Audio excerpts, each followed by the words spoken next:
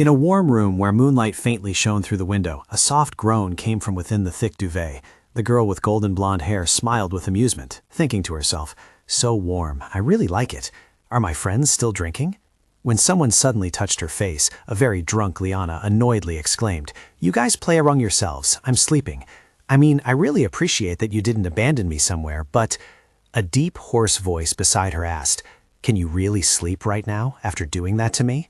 Liana, confused and groggy, vaguely recalled the scene at the drinking table not long ago. Ah, they partied so hard their voices are hoarse, huh? What happened to their voices? And what's with that tone? It sounds like actors from historical dramas. The strong hand wearing a black glove gently lifted. He gently pinched her cheek, surprising Liana so much that her face turned red. "Ah! Ow! Why did you pinch my cheek? That hurts!" Enoch annoyedly retorted. "That hurts? Are you speaking to me without honorifics?" Liana slowly lifted her heavy body up. "Hey, that tone doesn't suit you. Stop joking around." Enoch growled again. "Hey." She started to feel a bit annoyed and turned to look at him, then suddenly came to her senses. What's wrong with him today? He's nitpicking every single word. Seriously, these people are acting so strange. Wait a minute. The bright moonlight continued to stream through the window. Before Liana was an incredibly handsome and dashing man. Her mouth agape, she wondered to herself, who is this? What's happening? The two of them just silently stared at each other for a moment. Liana still couldn't comprehend what was happening before her eyes. A dark room lit by candles instead of lamps. A shirtless man right next to her, and seemingly wearing nothing at all. Liana stammered, "Did I by any chance accidentally—" The last words she didn't have the courage to say were swallowed back into her mind. "Did I accidentally throw myself at him?" She couldn't voice the question, but everything here implied it. Without waiting for her to finish, Enoch nodded, replying, "Yes, you climbed on me. You did it yourself." Liana flinched upon hearing this. "Me?" He continued to stare at her. "You even took off your own clothes, don't you remember?" Liana awkwardly waved her hands. "I'm sorry, I don't usually act this badly when I'm drunk." Enoch closed his eyes and nodded. "It's fine." She immediately turned over, escaping the warm duvet. "No, this isn't something that can be fine. I'm leaving right now. I'm truly sorry." Enoch's hand quickly grabbed her slender pale wrist. "I said it's fine. I don't hate it." Liana was flustered, unsure what to do. Oh, you don't hate it." He gently placed Liana's hand on his chest. "That's right. So shall we continue?" Her face also flushed red like a tomato because of this action. "What exactly are we continuing?" Enoch moved closer and closer to Liana. "You'll fall. It's dangerous. Come closer." She hastily backed away. "Wait, don't come any closer to me." "Ah!" Just a few seconds later, both of them tumbled to the ground in a very embarrassing position. Liana's eyes whitened in surprise. He too couldn't escape this strange embarrassment. She quickly sat up and politely asked him, "I'm sorry, are you all right?" Enoch shook his head, but his attention was solely on Liana. "I'm fine, but what about you, Liana?" Hearing this unfamiliar name, she felt even more stunned. "Huh? I'm not Liana. I'm—" The room door suddenly burst open. Several knights, looking frightened, asked in unison, "Your Majesty, are you all right?" Then all three knights froze at the eye-popping scene unfolding before them. In contrast to his nonchalant expression, Liana was utterly mortified and embarrassed. "Your Majesty? Am I abroad? Did I somehow book a flight abroad while drunk? So in summary, I am now Liana Daphne, the daughter of a marquis, and this man is Enoch Philippe Diehard, who appears to be the emperor of this country. Does any of this make sense? If I'm not mistaken, I've transmigrated into the dark fantasy novel with adult elements that I read, titled with the utterly absurd, Why is the Lady Lying in the Rose Garden? And because the adult scenes were just too much, I couldn't finish the book. If I had known I would transmigrate into it, I would have read it all the way through." After a period of silence, she decided to proactively bring up what had happened earlier.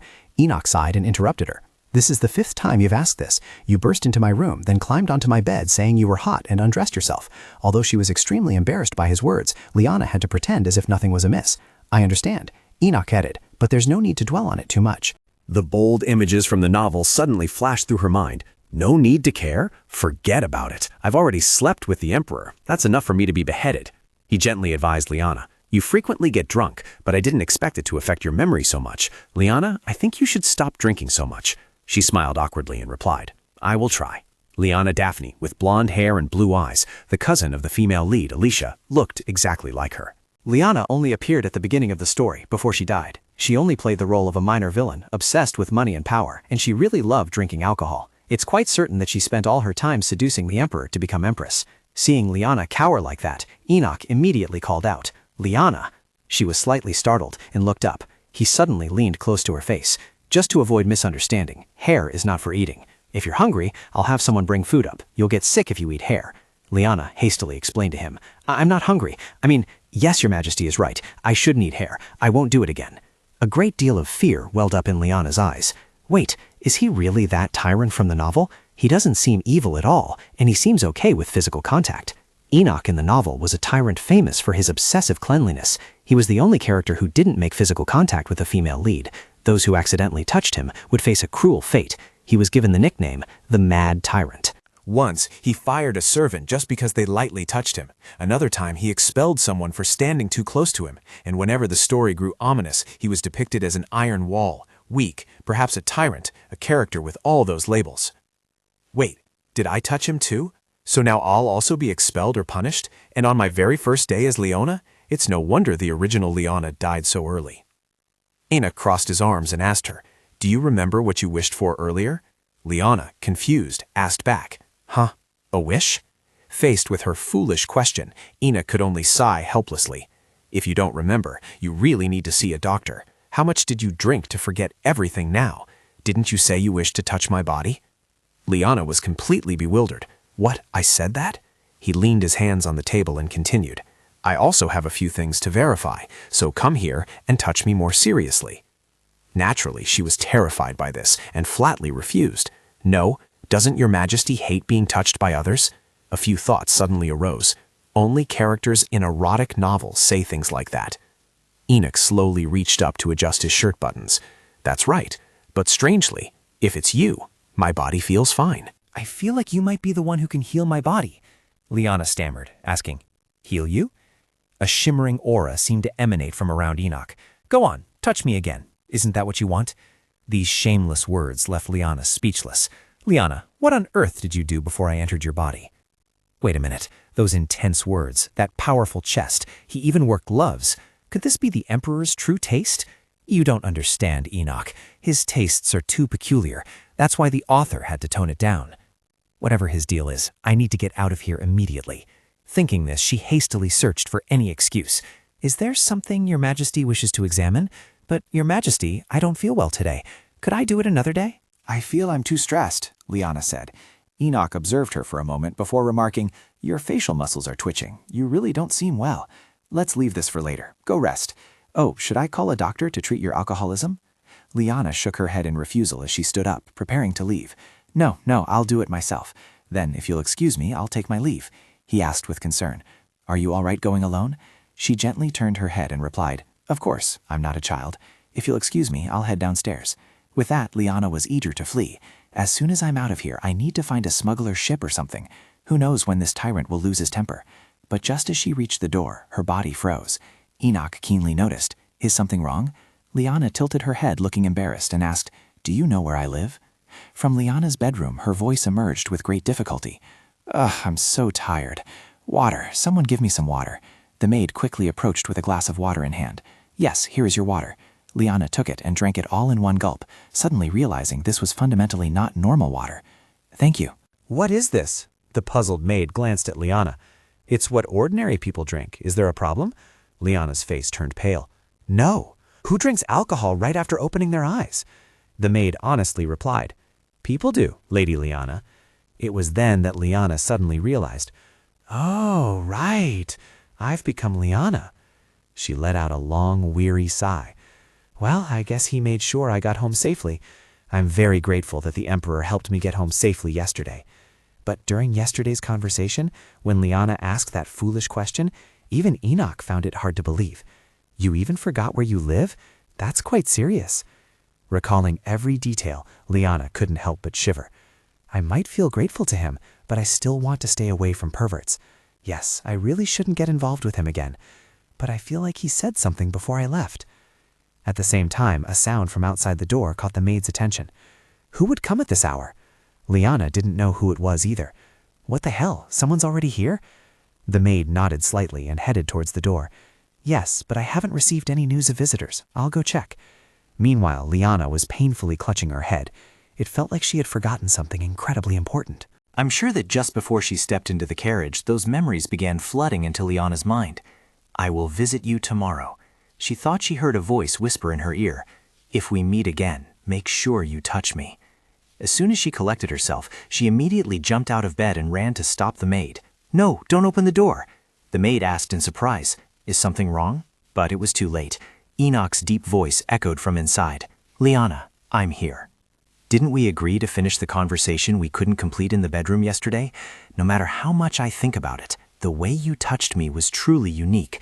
His words could make everyone misunderstand and feel embarrassed. That was why the maid's jaw dropped. So you finally did it, Lady Liana. She stammered, trying to explain. No, it's not like that. Really, it's not. He's just acting strangely. Enoch's voice echoed again. You must be inside, so I'm coming in. Liana flinched, thinking to herself, if that door opens, I'll be stuck dealing with that perverted tyrant again. Her gaze began to sweep across the room. Once she had identified the perfect spot to make her escape, Liana, without a second thought, wanted to jump down through the window. The maid called out anxiously, Lady Liana, what are you doing? That's very dangerous. Please come down. Liana gritted her teeth and looked down. Despite all this, it was just, I haven't even had my first kiss yet, and now I'm stuck in an absurd novel and about to become the victim of a perverted tyrant? She exclaimed to herself, delighted. And I even get a bonus window jump. She carefully turned her head back to instruct the maid. Luckily, this window isn't too high. You see, the person on the other side of the door is the Emperor. The maid exclaimed in surprise, What? His Majesty the Emperor? Liana nodded, a little tense. That's right. So if he comes in and asks where I am, just say I'm not here. No, just tell him I got drunk, lost consciousness, and died. Without waiting for an answer from the maid, Liana quickly jumped down and ran away amidst frantic cries. What? What are you talking about? Lady Liana. Just a few seconds later, Enoch entered the room. Where's your lady? Is she not here? The maid stammered, not knowing how to answer. He stood by the window and looked outside. Liana, are you out here? Liana was hiding in a nearby bush, trembling and pondering. That was close. But if I hide here for a while, he'll eventually go back, right? What's that? There's no way the Emperor could have come down here already. His voice was just upstairs. Children's shoes? If sounds keep coming from here, it would attract attention. Thinking so, Liana gently called out to the little girl. Hey, little one, could you go play somewhere else? The little girl slowly turned her head and uttered a sound, which made Liana fearfully signal. Little one, shh, shh. But things didn't go her way at all. The very next second, little Ariel quickly ran towards Liana, calling out, Mama! She painfully wanted to cry her heart out. Please be quiet. Then she suddenly widened her eyes when she saw Ariel so close. Huh? Little one? What is it? The little girl once again smiled brightly and called out, Mama! Liana stared at the little girl in astonishment. Why do you look exactly like Liana? Ariel remained silent, her eyes fixed on Liana with expectation. Meanwhile, Liana was confused, not understanding what was happening before her eyes. A moment later, she softly asked, Little one, who are you? The little girl still replied with the familiar word, Mama! Liana continued to observe seriously. In this novel's world, platinum blonde hair and green eyes were very rare, except for Liana and Alicia. After considering the possibilities, Liana wondered if this was her younger sister, but the child was too small to be her sister. Ariel's round eyes were fixed on her. Mama! She continued to speculate if it was her niece, but understanding what Liana was saying, Ariel puffed out her cheeks slightly annoyed. Mama! Liana carefully picked the little girl up into her arms. Who on earth is this? Unbeknownst to her, Enoch had appeared behind her at some point. So you're here, Liana. Hearing this cold voice, she slowly and fearfully turned her head. Your Majesty, when did you arrive? He quickly replied, Just now. I thought you were in your room, but it seems not. She quickly nodded. Yes, I was just taking a stroll. Enoch's gaze suddenly fell upon little Ariel, whom Liana was holding in her arms. Who is this child? She forced a smile and honestly said, I don't know either. I just met her. Her hair looks like a god, right? A strange thought suddenly popped in Enoch's head. Liana, could it be that you already have a child? Hearing his speculation, she was so surprised that her eyes widened. What? What are you talking about? I haven't even gotten married yet. How could I have a child? Liana's words were completely justified. Liana might just be a minor character in the novel, but I distinctly remember that she was single. Unless she was hiding it extremely well, there's no way this could be her child. Just as Liana's thoughts ended, the little girl Ariel called out, Mama! That single word was enough to make all of Liana's previous denials vanish into thin air in Enoch's eyes.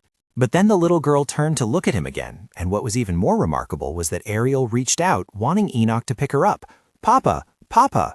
Faced with Ariel's unexpected action, Liana was simply shocked and could only comfort herself. Enoch seemed no less astonished than she was. After that incident, the two of them were now in a proper living room, trying to make sense of things. Enoch began to explain to her, Liana, it's not what you think. Liana, still holding the little girl in her arms, looked over. It's not? Really? He calmly continued, Of course not. Yesterday was the first time I met you, so this makes no sense at all. She was a bit naive about this matter, but why would this child call us? Little Ariel, still excited, chirped from Liana's arms. Papa! Papa! Anyone could tell that meant father and mother. She muttered to herself in frustration. Why would she call us that? Enoch crossed his arms and shook his head. How would I know? Liana didn't feel his words were a lie either. That's right. You also said this was the first time you met her. He exclaimed. But that child looks exactly like you, Liana. She gently lifted the little girl in front of her and looked closely again. You're right. I see it too. Enoch continued to analyze the situation. But Liana, this child appeared at your mansion. Why are you acting as if you don't know anything at all? Helpless, she could only explain to herself. It's not just this child. Now I don't even know anything at all. His mouth fell open slightly. Liana, don't tell me your memory is so bad you can't recognize your own child, can it? Is it that serious?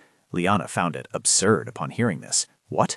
But Enoch didn't really care about her answer. He affectionately advised Liana. It's all right, Liana. There's no need to worry too much. Even the Prime Minister once had similar symptoms, and he got much better after giving up alcohol. So you should also. She immediately cut him off. No, wait, just a moment. It's not because of. Before Liana could finish her sentence, the door was flung open by the mansion's butler. The baby, Miss Liana. The baby suddenly disappeared, and I heard that he is here. Is your majesty here too? Liana speculated, slightly stunned. Who is this again? Is it the butler? Enoch politely said, It's all right, I came unannounced anyway. More importantly, it seems you know something about this child. The butler honestly replied, Yes, I am currently responsible for taking care of her. Enoch stood up and walked behind Liana. So who is this child? Is this Miss Liana's child? He hastily waved his hand and shook his head. What? No, certainly not. Miss Liana isn't even married yet. There's no way that could be true. Both of them asked in unison, So who exactly is this child? The butler looked bewildered for a moment. Well, didn't you bring this child back earlier, Miss Liana? She was so surprised that her eyes widened. Me? A stream of thoughts began to pour out from Liana's mind. Something about this seems terribly wrong. What on earth did Liana do before I transmigrated into her? The butler's honest reply left Liana dumbfounded. I never told you whose child this is? He carefully replied, then turned to hand the small teddy bear to little Ariel. No, you never mentioned it, but the little one has been asleep the entire time since she arrived, which made me very worried. I'm so glad she finally woke up. Your eyes are beautiful. I also brought the teddy bear she was holding. The little girl happily reached out to take the teddy bear. Hop, boo-boo. The butler suddenly remembered something. Oh dear, I'm such a foolish old man. The little one must be very hungry. Your Majesty, Miss Liana, may I withdraw to prepare a meal for the little one? Enoch quickly nodded. Go ahead. Liana, after learning that little Ariel was not her biological child, was also very excited. Of course. The door was gently closed right after. She silently watched Ariel, engrossed in playing with the teddy bear, and thought to herself, if this child kept this teddy bear when she came here, then she must surely have parents or a guardian. Liana suddenly noticed a corner of the little girl's dress. On it was written a small inscription, Ariel. Liana speculated, is Ariel her name? He slowly sat down beside her and the child. As soon as Liana saw him, her face flushed with annoyance. See, Your Grace, I am not her mother. She is completely lucid. The child doesn't even realize I brought her here alone. I really didn't mean to. Enoch softly interjected. I apologize. Liana was slightly stunned by his action. Pardon? Enoch seriously repeated once more. I apologize. I have overstepped my bounds. She pouted and turned her head to look away. It's fine, really. Meanwhile, Enoch continued to blame himself. Others would misunderstand too. It's just that this is the first time I've experienced this. Liana, her eyes half closed, asked, This... Enoch honestly placed his hand on his chest to express himself. Yes, when I touch you, it's not like with anyone else. My body... The moment Enoch paused there, what caught Liana's eye was an incredibly hot and vibrant sign of his arousal. He, of course, could also recognize that. Seeing Ariel so amused, Liana felt a shared joy. Wow, she's still smiling, even seeing you like that. He looked up at her, slightly crestfallen. I've tried my best, don't laugh. Feeling awkward, she fumbled for words to break the tension. What's with the wind today? Oh dear, remember to mind your clothes. Little Ariel suddenly looked up. Enoch's firm six-pack abs once again caught the little girl's eye. Ariel took one look and a few seconds later burst into tears. Liana quickly pulled the little girl into her arms to soothe her, then reminded him as well. She was fine just now. Why is she crying like this? First, could you please adjust your clothes? Enoch had no other choice but to agree with Liana. I understand. A moment later, he carefully adjusted his collar. When he felt everything was in order, Enoch leaned close to Liana and asked, Has the little one calmed down yet? Her face darkened as she replied, Not yet. She seems more startled than usual. Your Majesty, what should we do? Please try something. At this rate, she'll truly be uncomfortable. Surprised by Liana's sudden grasp of his hand, he also took hers. Liana, I don't know if this is the right time to say this, but she looked straight at Enoch, a little surprised. He began to voice his thoughts. I know I'm not imagining it. When you touch me, my body feels warm. But before Enoch could finish his sentence, Liana put her hand over his mouth. Now is really not the time to talk about that. Realizing her action had overstepped her bounds, Liana hastily withdrew her hand. I reached out my hand again before I even realized it. Even if this baby cries, would I really be okay touching the Emperor's face like this? If I quickly pull my hand back now, why is he suddenly smiling so beautifully? Wait, isn't he angry? Ariel, who had been sobbing in Liana's arms just moments ago, also fell silent after seeing his smile. The little girl happily called out to Enoch. Father! Father, Liana said, surprised as she looked at Ariel's expression. She's smiling now. It seems your Majesty's face is affecting the baby in some way. Please try something else. Can I really do this with the Emperor? Receiving Liana's request, he felt a little conflicted, even if she said so. Finally, Enoch decided to use his hands to make the little girl laugh. Peekaboo! She gently looked down at the child in her arms. You did great, Your Majesty. Truly wonderful. But why is she laughing? Does she like handsome faces? Hearing Liana's compliment, Enoch foolishly asked, Me? Handsome? Liana nodded in response. Yes, objectively speaking. Enoch blushed, not daring to continue facing her. I see. So, in your eyes, the little girl Ariel suddenly poked Enoch's cheek and called out, Father! This action startled both Liana and Enoch. Ah, little one, don't touch! She anxiously looked up to observe his situation. I don't know why, but now this child is insisting on touching him. Liana asked, Are you all right, Your Majesty? Enoch was known to be someone who absolutely hated being touched by others. Seeing Enoch's increasingly uncomfortable demeanor, Liana quickly moved towards him. Your Majesty! This child doesn't know anything. This is just a child. Please don't be angry. Daphne suddenly realized Enoch's expression wasn't very good. Huh? His reaction? He looked scared? Liana was perplexed for a moment. Your Majesty, what? Enoch's entire body was gradually covered by waves of cold ice, forcing him to grit his teeth and endure. Why was it suddenly so cold? Liana had no other choice but to directly touch him. Your Majesty, Enoch, please snap out of it. The moment she touched him, Liana was startled and wanted to pull her hand back. Why was his body so cold? But she gripped Enoch's wrist even tighter. You said you might warm up when I touch you, right? Is this helping? Answer me. Liana's entire body was suddenly pulled into his firm chest. Liana, just a little more. He tiredly held her tight, breathing with difficulty. Liana asked with concern, Your Majesty, what exactly is happening? Enoch's face instantly flushed red. It's because of a curse. If I touch anyone other than you, my body becomes cold. You are the very first person I've touched who doesn't make me feel cold. Liana gently used her warm hand to caress the sharp lines of his body. So this is what you meant when you said your body warms up when I touch you. Enoch gave a faint smile, then pushed her hand away and buried his head into Liana's forehead. What on earth were you thinking? It's been quite a while since my body could feel warmth from anyone, and I'm truly sorry for that. But you seem to be the only one who can make me shake off this curse. Faced with his series of affectionate and somewhat overly intimate actions, Liana shyly asked, The only one? Why? Enoch opened his eyes and looked at her. It's because... But before he could express his thoughts, Ariel's crying broke the atmosphere. Both of them looked at the little girl in surprise. Huh? Liana's eyes fell on the teddy bear Ariel was holding out in front of her. The little one. No, Ariel. The little girl kept making extremely incomprehensible sounds, causing Liana to exclaim, Huh? Enoch quickly understood the little girl's intention. Don't tell me the little one is trying to give this to me? At that moment, Ariel poked her head out from behind the teddy bear and nodded vigorously. Liana giggled, covering her mouth. So cute. Perhaps you should take it. He awkwardly observed his hand. A few tiny snowflakes still lingered after the recent cold spell. Enoch happily knelt down to take the teddy bear. Thank you, little one. As he reached out to take it, little Ariel couldn't contain her joy and let out a happy sound. A few seconds later, Liana noticed a strange expression on Ariel's face. Your Majesty. Enoch, too, was now staring at the little girl in astonishment. Are you apologizing to me? He asked. Ariel's two fingers poked at each other, and her eyes became teary as if to express her sincerity. Enoch asked in surprise, Why? Ariel struggled to say a word, pained. That single word was enough to astound Liana. Could it be that she was apologizing because she thought she had hurt Enoch by touching him? Enoch dimmed a strange smile, gently shaking the teddy bear. No, it's not your fault. Perhaps you were very surprised because I apologize. Look, I'm okay now. I'm perfectly fine. Liana greeted the little girl with a radiant smile. What a relief, isn't it, Ariel? The little girl joyfully threw herself into her arms. Mom! Just then, the amiable butler entered with a tray holding a baby bottle. I apologize for the delay. I was preparing a feeding for the baby and some snacks.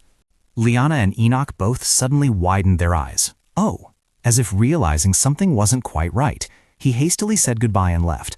I've been quite indiscreet, so I shall take my leave. If you need anything, please do call for me. She immediately wanted to call him back. Huh, where are you going? What's wrong?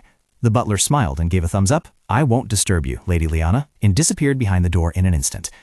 After he left, Liana turned to look at him and asked, Anyway, Your Majesty, why have you become like this? Enoch asked back somewhat foolishly. Become what? She continued somewhat hesitantly. I mean, that curse. I thought you would be fine when touched. Enoch understood her meaning upon hearing this. Ah, there's a shard of ice lodged in my heart. When I touch others, it starts to become chaotic. Liana looked up. How could that shard of ice get in there? He replied somewhat gloomily. I lodged it there myself. Liana became even more surprised. What? Enoch explained further to her. When my body freezes, nothing can melt it, so I have no choice but to wait for the chaos to subside. Perhaps because the Daphne family holds the power of fire, when I touch you, not only does the chaos stop, but my body temperature also rises very quickly. At this rate, I might even be able to melt this hateful shard of ice. A moment later, when Enoch's story was nearing its conclusion, Liana spoke up. Wait, have you misunderstood something? She began to use her knowledge of this world to analyze the situation, the special abilities that exist in this world. Fire, ice, and wind are the energies used to control the elements. Among them, only Enoch can control ice. Fire can only be controlled by those who inherit the bloodline of the Daphne family. Despite this, as far as I remember, Liana cannot use the power of fire even though she inherited the family's bloodline. Before Enoch could answer that question, Liana continued, Perhaps I don't have the ability to control the power of fire. A stream of thoughts continuously flooded her mind. In the original novel, the female lead, Alicia, displayed the strongest fire control abilities in the entire history of the Empire. Because the setting was arranged this way, Liana was portrayed as a villain obsessed with inferiority complexes and self-doubt. Liana, the one to possess the power of fire? There must be some mistake here, right? Enoch shook his head, denying her words. No way. To be able to suppress my power, your abilities must far exceed the ordinary. Liana forced a smile and waved her hand. No, it's true. I can't even create smoke. On the contrary, the one with that power can only be Alicia. Your Majesty, why did you take off your gloves? Are you crazy? What do you think you're doing, trying to freeze yourself to death? Enoch smiled faintly and said to her, Look, it's melting quite well, isn't it? Liana anxiously shouted, No, you could have just told me. Why explain it to me in such a dangerous way? He calmly continued, Nothing is more accurate than you seeing it for yourself. She thought helplessly to herself, You almost turned into an ice statue.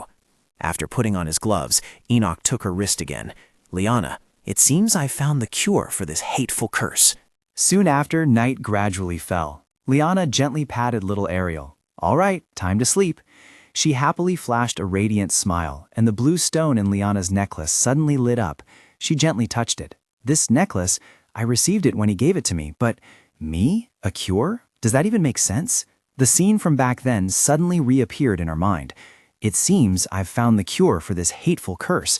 Although Liana didn't know what it was, she happily said, Oh, congratulations, that's so sudden. He continued, Liana, that cure, it seems to be you. She wondered in surprise. Really? So what? Enoch sighed and placed his hand on his chest. Liana, won't you help me melt the ice in my heart? Liana felt a bit awkward about this. Even now, she couldn't stop thinking. Even though she had said she had no intention of being his cure, he still gave her this necklace and told her to think about it. She was still drowning in her own circumstances, so how could she find the presence of mind to heal someone else? But then again, ignoring someone in despair. She blushed every time she recalled this. Good heavens, he's supposed to be a tyrant. What kind of tyrant would... Liana looked out the window. The Enoch in the book she read was clearly a wicked tyrant. But when I met him in real life, despite his cold appearance, he didn't give off the vibe of a tyrant at all. Is it because the story hasn't truly begun yet? On second thought, Enoch only revealed his tyrannical nature around the middle of the story, after Liana disappeared from the plot. At the current moment, with Liana still present, perhaps Enoch hasn't fully become that person yet. Moreover, I never knew the Emperor had such a secret. I never expected his body to freeze whenever he touched someone. Is that why he hates physical contact so much? In the story, he was only described as a hot-tempered emperor, but the reason why was never mentioned. The only thing mentioned was that his mother, the former empress, died because his power erupted out of control when he was a child. He never used his power again after that, and that was all. Why does Enoch's past, something I only read about, bother me so much? It has nothing to do with me. Could it be that I've started to develop feelings for him? Liana irritably defended herself. It's all because of him, ridiculously handsome. Enoch's voice suddenly appeared in the room. You've said that before. It proves that you quite like me. Still unaware of what was happening, she blushed, because he was truly handsome. As the words left her lips, Liana suddenly realized something. This voice was, Your Majesty? Enoch smiled and asked her, Will you agree to be my cure? Faced with a question in Enoch's incredibly sudden appearance, Liana was so surprised that she froze. Oh, why did you appear so suddenly? Realizing her voice was a bit loud and had startled Ariel, Liana immediately whispered, Why did you suddenly appear? He calmly replied to her, Didn't I tell you? The necklace I gave you has communication magic. Hearing this, Liana's eyes widened involuntarily. You never said that. Enoch smiled and explained this to her. Well, I'm telling you now, it has communication magic. And just so you know, it also has the power to teleport you to me by pressing the button on the back of the pendant. Liana gently picked up the necklace and observed it carefully for a moment. Really? A necklace this small has such functions? Enoch cautiously spoke. So, have you changed your mind yet? Although she had a hunch, she still feigned innocence and asked, Huh? About what? He awkwardly replied, About becoming my cure. Are you ready to be my cure now? Liana firmly clutched the necklace in her hand. It's a pity, but my answer remains the same as before. No. Enoch seemed to sadly lower his head. I'm disappointed, Liana, he said. She hastily asked him, What are you disappointed about? Enoch began to put on a show of feigned misery. Before, when you came to my room, you said you would do anything if I allowed you to touch me just once. And now that you've done what you wanted, you're acting as if you don't know me. I even gave you my entire body. Liana, both embarrassed and angry, shouted, Your Majesty, people will seriously misunderstand if they hear that. Enoch covered his mouth with his hand and coughed several long times. After a few seconds of silence, he asked her about the plans for tomorrow's party. Anyway, there will be a party tomorrow evening. Do you want to attend? Liana immediately shook her head in refusal. No, why should I go there? Enoch suddenly looked up and affectionately leaned close to Liana's face. What a pity. If you come to the party tomorrow, I'll try to charm you with this face you seem to like. Liana flinched and looked up. What? Enoch smiled as if he had already calculated everything that was about to happen. Since you won't be my cure, I guess I'll have to try harder to win your heart. So you really won't go tomorrow? Although he had used everything he had to persuade Liana, she still stubbornly shook her head. I'm not going anywhere. Never. I definitely won't go. Absolutely. But then Liana's promise to herself back then couldn't be kept. Right at this moment, as the night sky was adorned with stars, Liana was standing in the middle of the grand hall of the party, anxiously reproaching herself. Oh dear, I had planned not to come. The image of Enoch's incessant pleading suddenly appeared in Liana's mind, leaving her no way to refuse any longer. How did I end up arriving at the hall in this magnificent gown? Since I'm already here, I'll just stand quietly in some corner and then leave. It's all the fault of that face. It keeps appearing in my mind.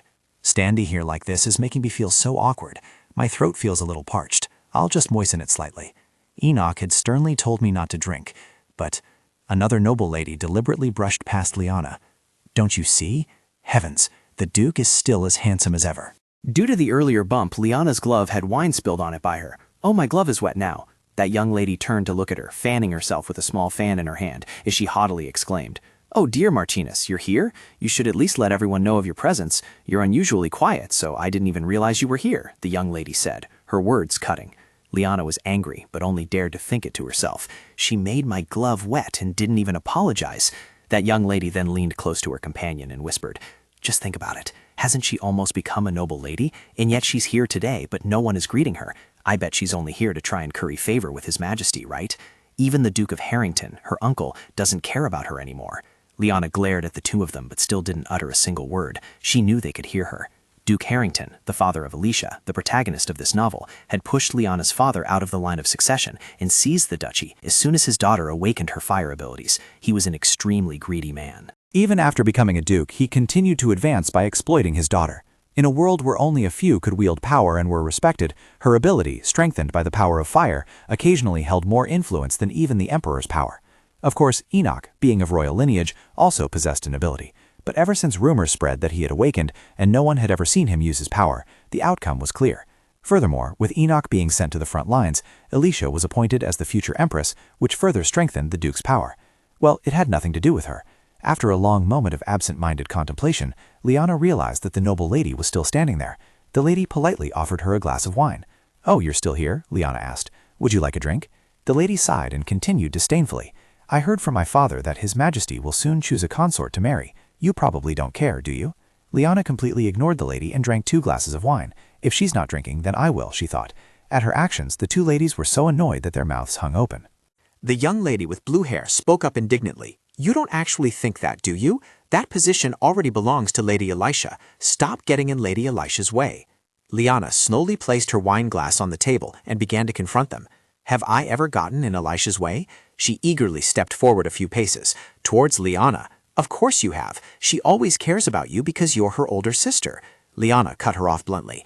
"Have you ever seen it yourself?" Liana's question made the young lady pause for a moment. "Seen what?" she asked. Liana continued decisively. "Me getting in her way. I wonder if you've ever seen that for yourself." The other young lady stammered, unsure how to answer.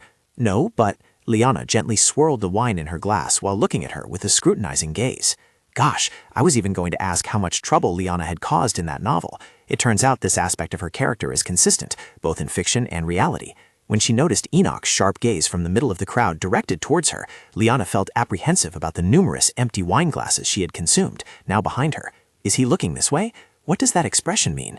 Feeling a little guilty, she quickly fled from the party hall. Ah, seriously, how sharp are his eyes? With so many people in the hall, how could he spot me immediately? By the way, why do I always find myself holding a glass when I regain my senses? Even without Liana's memories, could her old habits still be deeply ingrained in this body? Liana walked on unconsciously until she came to her senses, finding herself standing before a dark room from which voices emanated. "Duke, are you sure? I will take care of the aftermath, don't worry about it." Their conversation piqued her interest, causing Liana to stop. "Is someone outside?" The voice from earlier echoed once more. "But no matter what, Your Majesty." Upon hearing this, Liana's large, round blue eyes widened involuntarily. "Your Majesty, are they talking about Enos?" Duke Harrington spoke up. "If we let things continue as they are, he will eventually join the war I am preparing.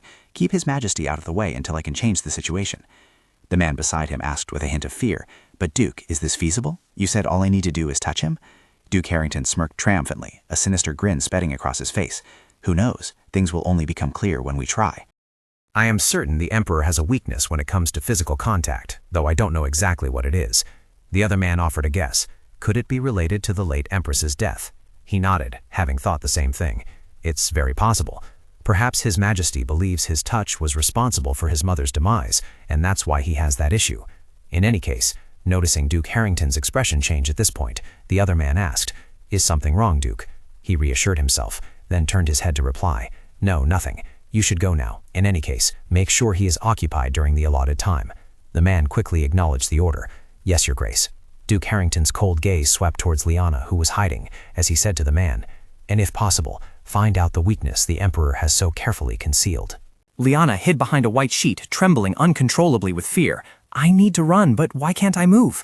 After that man left, Duke Harrington angrily approached her and grabbed Liana. "You rat! I'm quite certain I ordered you to remain in the mansion, so why are you here sneaking around, eavesdropping?" As his hand was tightly gripping her neck, Liana struggled to utter a few words. "Your hand, I can't breathe." Duke Harrington contemptuously threw her to the ground. "You've been drinking again, haven't you? This smell of alcohol is disgusting, pathetic. Anyway, you're still taking good care of the baby, aren't you?" Liana was bewildered, not knowing what he was referring to. "The baby?" Receiving her question, Duke Harrington angrily tore at his hair in frustration. "You fool! Have you drunk so much that you can't remember recent events? Who else do you think I could be talking about? I'm talking about the child I entrusted to you, Alicia's child."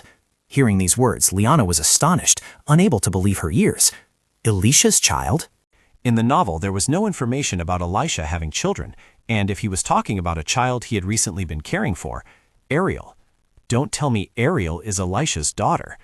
Duke Harrington's calculating voice continued to echo in her ears. "Make sure Alicia never finds out about the child's existence. When the time comes, I will come to pick up the girl, Ariel, or whatever. And you too. If you're useless, I can dispose of you immediately." After giving his instructions, he turned sharply and left. At that moment, Liana trembled and muttered to herself, "Oh my God, what's wrong with him? Is he really related to the female lead? How can someone just grab another person's collar the moment they meet? A sudden thought flashed through her mind. That's right, Enoch. I think I overheard him plotting something. I can't let Enoch get involved with that man. If Enoch's outburst is discovered in public like this, it will be very dangerous. Just as that dangerous hand was about to reach out, she gathered all her courage and shouted, "Your Majesty." Liana snapped back to reality, her entire body standing stunned in the grand hall of the party. Emperor Enoch looked at her, Liana in astonishment. Her face flushed slightly, and for a moment she didn't know what to say. Good, she thought, at least I've succeeded in getting their attention, but I didn't intend to call out that loudly. Because of her loud call just now, the young ladies began to huddle together and whisper. Is she trying to play tricks on His Majesty again? Whatever the reason, shouting like that is truly undignified. Liana heard all these mocking words and angrily clenched her fists, thinking to herself, I'm trying to keep Enoch from losing control at the party. She suppressed her anger and slowly walked towards Emperor Enoch. Your Majesty, excuse me, but may I hold your hand for a moment? Enoch's eyes widened in surprise. Huh? But before he could react, Liana hastily removed his black glove, saying, I beg your pardon. Enoch quickly tried to stop her. Wait, Liana. At this moment, the entire ballroom erupted in a commotion, naturally not excluding Duke Harrington, who stood fuming in the distance. Oh my God, has she gone mad? Heavens, His Majesty is actually holding someone's hand? Ignoring the chatter around them, Enoch gently asked her, Liana, why are you acting so suddenly like this? Don't tell me you've been drinking again. Luckily you touched my hand and not my chest, but... Liana flinched and denied it, then leaned close to his ear. That's naive at all right? I happened to overhear it on the balcony. The Duke of Harrington. A few seconds later, Enoch irritably rubbed his forehead. No wonder everything seemed quiet lately. Liana looked up at him. Anyway, if we keep holding hands like this, Your Majesty won't lose control, right?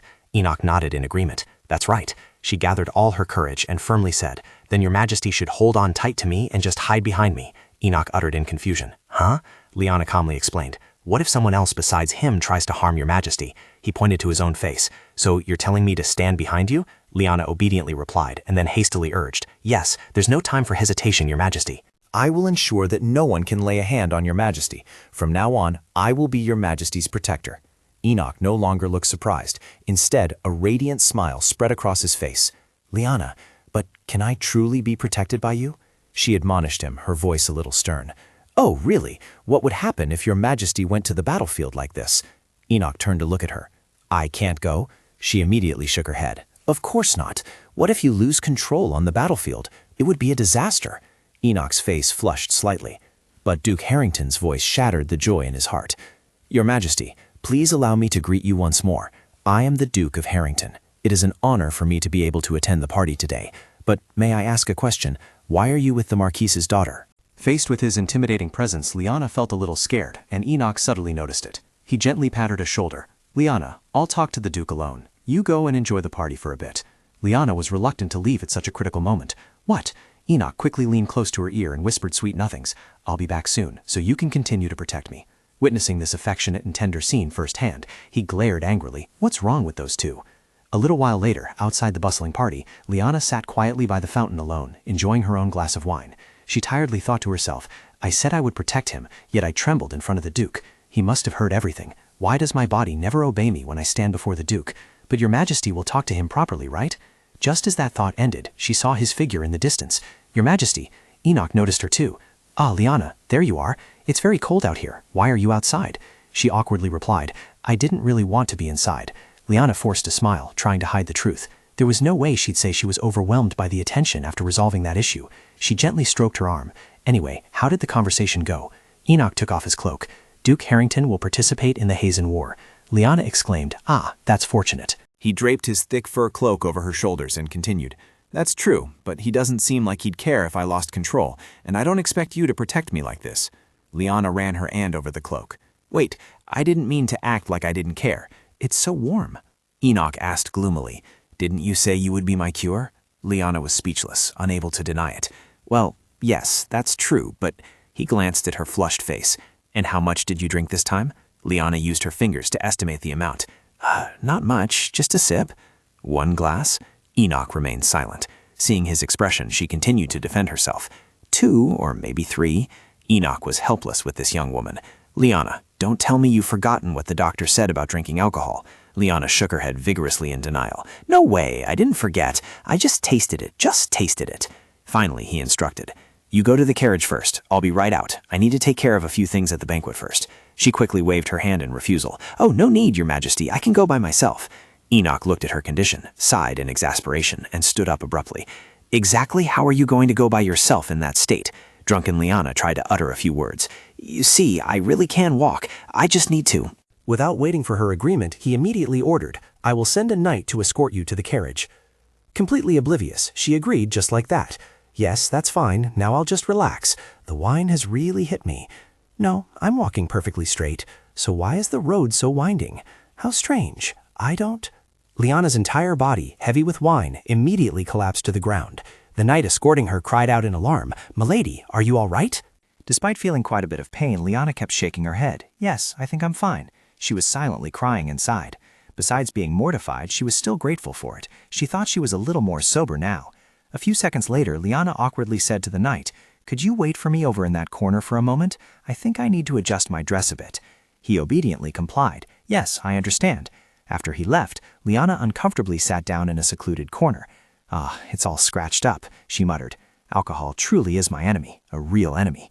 A loud scolding voice suddenly rang out not far away. Fool! Recognizing the familiar tone, she immediately became much more alert. That voice. As she pushed aside the bushes, Liana clearly saw Duke Harrington criticizing the man from earlier. You couldn't even handle that properly, and now I have to go to the battlefield because of you. The man bowed his head to the ground, not daring to look up. I am truly sorry, Your Grace. A young lady from the Marquis's mansion suddenly tried to interject, but he basically paid no mind to it. Don't you realize how crucial this time is? We must expedite the royal wedding between His Majesty and Alicia as soon as possible. Of all times, why must I be forced to leave during the preparations for Alicia and the Emperor's royal wedding? The man standing opposite him spoke up. Even if Your Grace is absent, we will still ensure everything proceeds smoothly. Duke Harrington cleared his throat and continued. Of course you must. Liana frowned in annoyance. Ugh, it's him again. Why is the female lead's father always so twisted? The two continued their conversation, completely unaware of Liana's secret presence. Make sure Alicia isn't distracted when that person arrives. Yes, of course. At least there's still time before the action, Liana thought with relief. I'd better get out of here before we run into each other again. Duke Harrington slowly turned around, and it was at that very moment that he discovered Liana hiding behind the bushes. So for the remaining time, quickly. Huh? Liana's eavesdropping had now been discovered by Duke Harrington. Liana, has eavesdropping like a little mouse become your habit? Frightened, she slowly stood up. I never tried to eavesdrop on anything. Thoughts of wanting to run away suddenly flashed through Liana's mind. I need to get back to the knight quickly. Thinking this, Liana quickly came up with an excuse. I just fell because I was drunk. But Duke Harrington didn't bother to listen to her explanation and slapped Liana across the face with a painful blow. She was stunned by the pain, her eyes wide with bewilderment. With that terrifying face, he spoke again. Where do you think you're going to run off to, huh? Are you going to go tattle to the Emperor again? You truly are a despicable, ungrateful wretch. After all I've given you, are you trying to tarnish my reputation? As always, you should be silent like a doll. Why do you always have to cause trouble at the party, huh? While being grabbed by her hair and beaten and enduring those curses, Liana couldn't utter a single word. Duke Harrington gave a sinister smile. Ah, very well. Listen carefully and transcribe all the words in this audio file. You'll have to concentrate to overcome the background music and fast speaking speed. Based on your attitude, it's clear you've already caught the Emperor's attention, haven't you? So you think getting close to the Emperor will change anything? Do you imagine that doing so will make things easier for you? Liana squeezed her eyes shut, trying to endure his humiliation. It was only then that she realized her current predicament. What did this mean? In the original story, Liana didn't want to approach the Emperor to become Empress, but because she wanted to live. Was she set up with a terminal illness or something else? She seemed quite healthy, evident from the fact that she remained conscious, even after being beaten like that. Realizing Liana was lost in thought, not paying attention to his words, he angrily gritted his teeth. His large hand swung up once more. Are you ignoring me? She quickly shook her head vigorously. No, it's not like that. Liana squeezed her eyes shut. He was about to hit her again. But before Duke Harrington's hand could land on her face, a familiar voice not far away shouted, What the hell is going on? His face immediately turned fearful upon seeing this person. Your Majesty. Seeing his actions towards Liana, Enoch growled angrily. I recall asking what you were doing, didn't I? Duke Harrington feigned a smile. I heard that this child of mine caused a disturbance at the party, so as an elder in the family, I was merely reprimanding her a little. Enoch's eyes were tinged with murderous intent. To be precise, you are a member of the Harrington family, and that doesn't make you the head of the Daphne family. He stammered, unsure how to answer the question. Meanwhile, Enoch gently took Liana into his arms, thinking that this small body deserved no beating at all. He coughed a few times and then lied brazenly, even though his own subordinates were also present and had witnessed the entire incident earlier. Those injuries were from her falling on her own, not from me. I truly only reprimanded her verbally. Faced with his deceitful attitude, Liana showed her contempt openly. Ha, so this is how he behaves, lying without shame. After hitting her like that, did he think she would let him off easily? This time she was determined not to back down. Liana turned to look at the Emperor and softly called, "Your Majesty." Enoch looked at her with a slight surprise. Liana, your lip is bleeding." Without hesitation, she immediately accused Duke Harrington of his crime to him. "Your Majesty, that man, the Duke, hit me." Her accusation made him furious, but he still had to feign innocence. "Liana, how dare you lie in front of His Majesty?" She bit her lip in annoyance, thinking, "Who is lying?" Liana bravely argued back with him.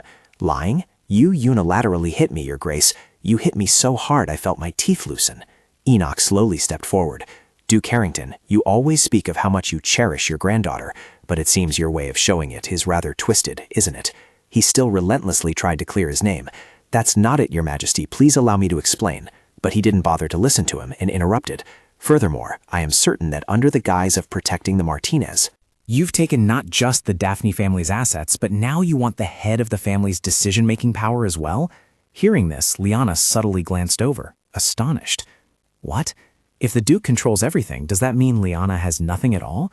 In the novel, she was portrayed as an arrogant person, but here, just meeting Duke Harrington alone has caused her to freeze in fear, and on top of that, she has to renounce all her inheritance rights. I didn't read that novel very thoroughly, but neither Enoch nor Liana are anything like what I remember. What the hell is going on? Emperor Enoch suddenly stood above her, shielding Liana. "But if you call that protection, then perhaps the Duke's title should be revoked." He was so frightened that his words became a stutter. "Impossible, Your Majesty. I, Ralph Harrington, am the one who has protected the Daphne family for 20 years, and now you intend to strip me of my title just because I reprimanded that little girl a bit?" Enoch asked him, his voice tinged with pity. "You call that merely a reprimand? Then answer me, why were you so angry?" Duke Harrington, confused, asked back, "Pardon?" Enoch's next words left him speechless, his mouth agape. "If I'm not mistaken, your management of the Daphne family was only valid until the heir came of age, wasn't it? You should have returned everything long ago, but you've delayed it for many years, and now raising your voice like that only makes you look like you're coveting your niece's assets." He looked up at him and defended himself. "My own assets are far greater, so why would I covet something so insignificant? I continue to manage the Daphne family because Liana asked me to." Enoch turned to her and asked about it. "Is that true, Liana?" She firmly shook her head. "No, that's not true." In Liana's mind at that moment was the thought, "I don't know what the real Liana was like, but I am not her."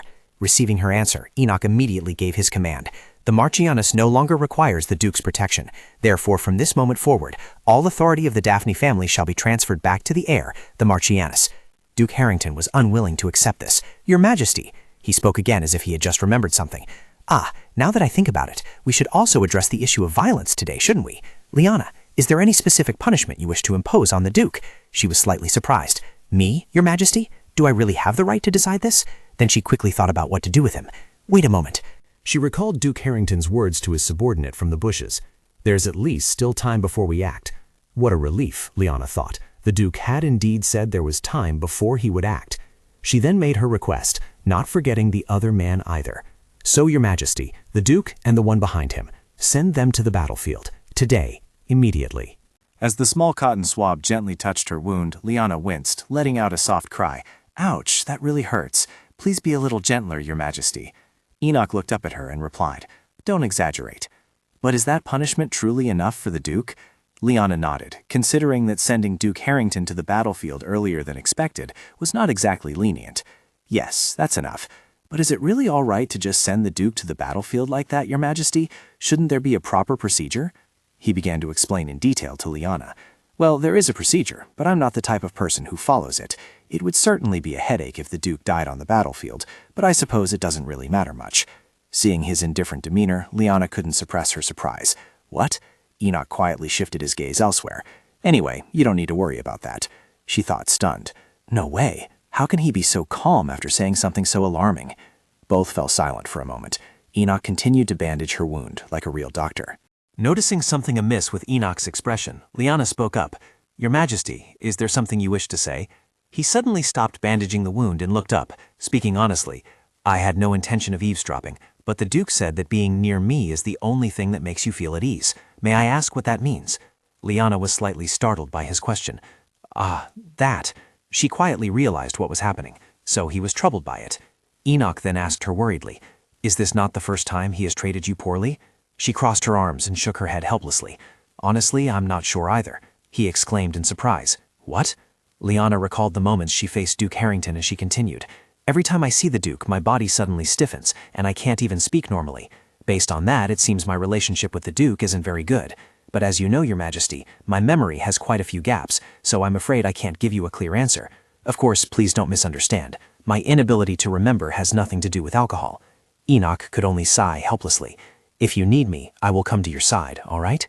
His words made Liana's still swollen face suddenly flush red. So in return I will become Your Majesty's medicine?" Enoch quickly followed up. "If you are willing." Hearing the words medicine, Liana Veg felt curious. What exactly does this treatment process involve? Enoch also looked bewildered for a few seconds. "I don't know the specific details either. I can only guess that the power of fire you possess might be able to melt the shard of ice in my heart." Liana hesitantly spoke. "And what if it can't?" But contrary to her excessive worry, Enoch seemed completely calm. "Then perhaps at least it will prevent my brain from freezing. Given the current situation, I fear both my brain and my heart will eventually freeze completely." Liana's gaze suddenly dropped. "What the hell is he laughing at? This is a serious situation," she said softly and somewhat dejectedly. "But Your Majesty, why must it be me? If you need the power of fire, isn't Alicia a better choice than me?" Enoch quickly dismissed her thought. "No, Alicia won't do it." Liana's eyes widened slightly in surprise. "What do you mean she won't do it?" Enoch's complexion seemed worse than before. He intently looked at his hand. "I tried to contact Lady Alicia, but it still triggered a fit of rage." "Liana, only you. You are the only one I can hold hands with, the only one whose presence brings me warmth. You are the only one for me."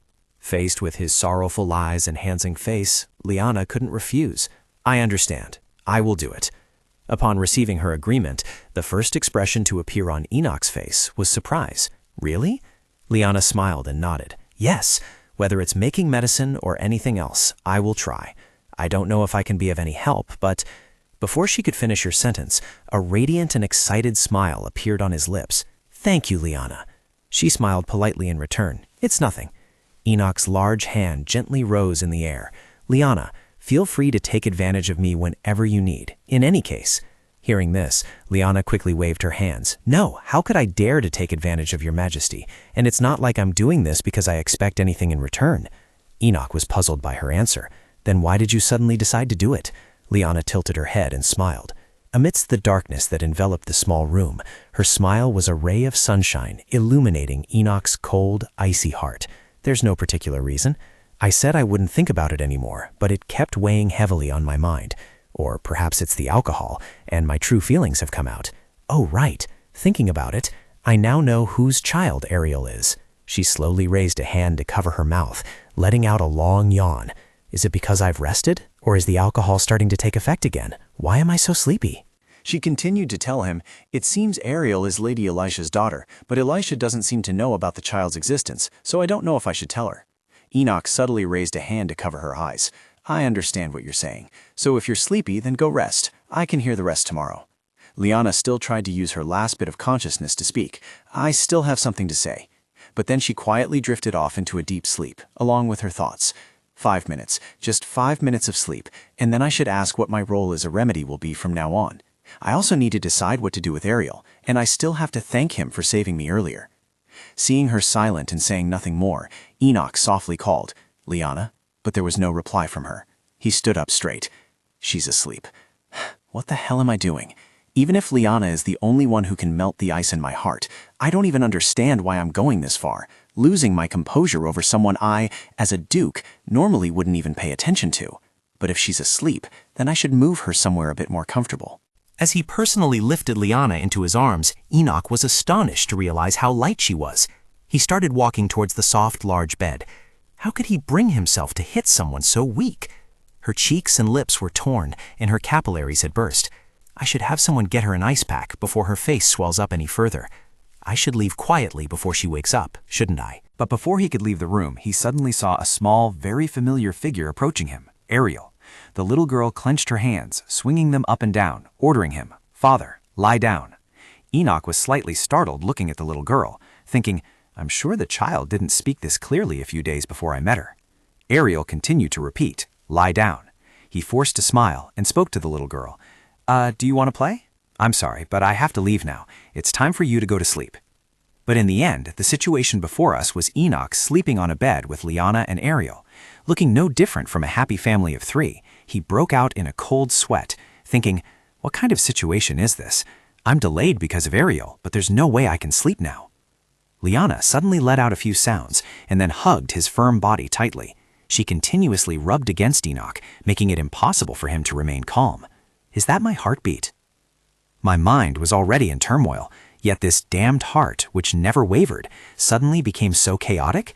Don't tell me the piece of ice is melting because I touched Liana. My heart is already pounding like this. If it melts completely, how chaotic will it be?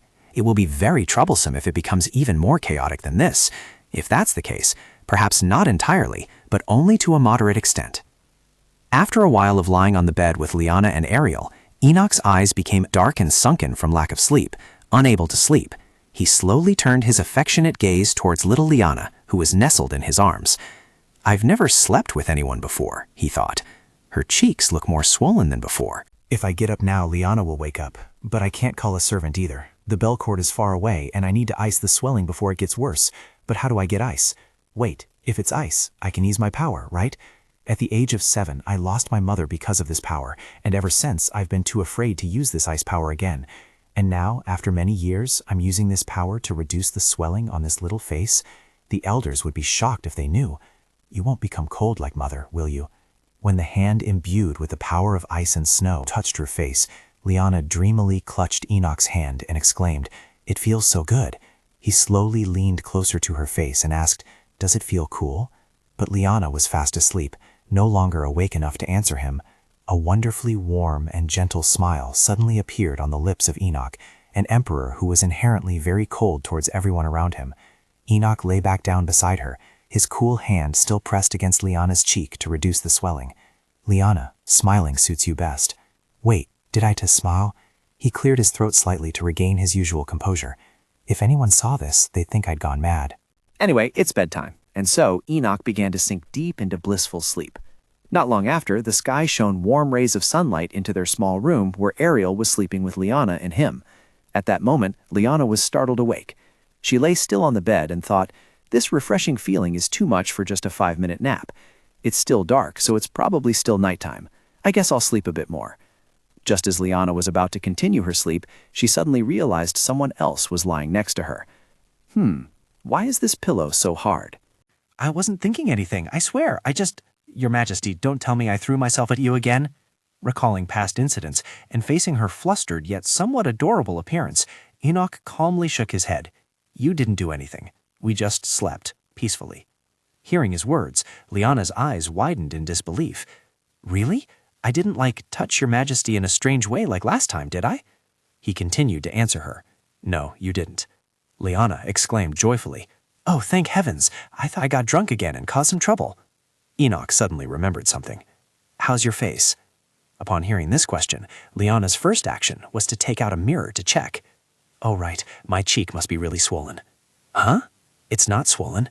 He gently placed his hand on Liana's small cheek. Does it still hurt? She stared at him in surprise before replying.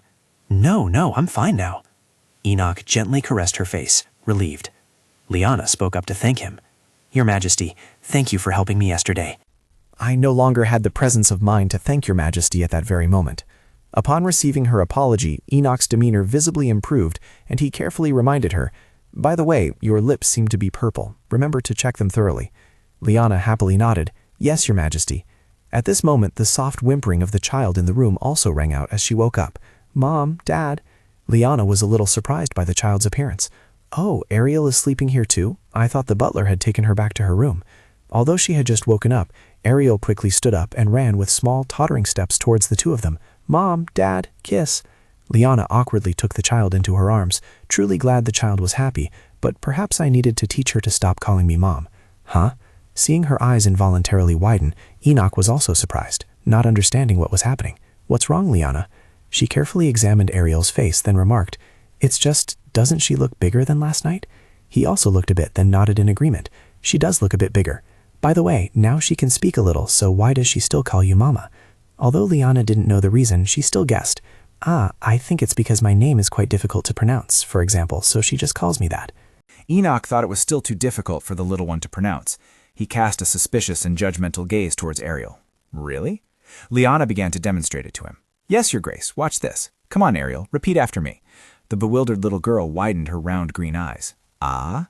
Liana spelled out lie, na, but Ariel pronounced it as Libaba. Enoch, exasperated, crossed his arms. "That just doesn't sound right." Liana still tried to defend the little girl. "Oh, come on, why would you doubt something so adorable?" But after observing for a while, Enoch suddenly realized, "Ariel, are you hot? Why are you sweating so much?" The little girl, who could naturally understand everything he said, felt extremely guilty. Ariel suddenly buried her face in Liana's lap in fear and called out, "Libaba." Enoch thought to himself, annoyed, "Are you avoiding me?" A strange sound suddenly echoed in the room, catching Liana's attention. "What's that sound?" A vibrating sound seemed to be coming from somewhere. As soon as Enoch heard the sound, he guessed what was about to happen next. "Ah, that's mine." True to his prediction, as soon as the communication necklace was activated, the elder's piercing scream blasted through his ears. "Your Majesty!" "Where were you last night, Your Majesty?" Enoch pointed the necklace towards Liana and Ariel. "As you can see." Liana politely waved to greet the elders. Meanwhile, Elder Bach boisterously exclaimed, "The Marquise's young lady! Don't tell me you were at the Marquise's estate last night. That's not important. What exactly did you do?"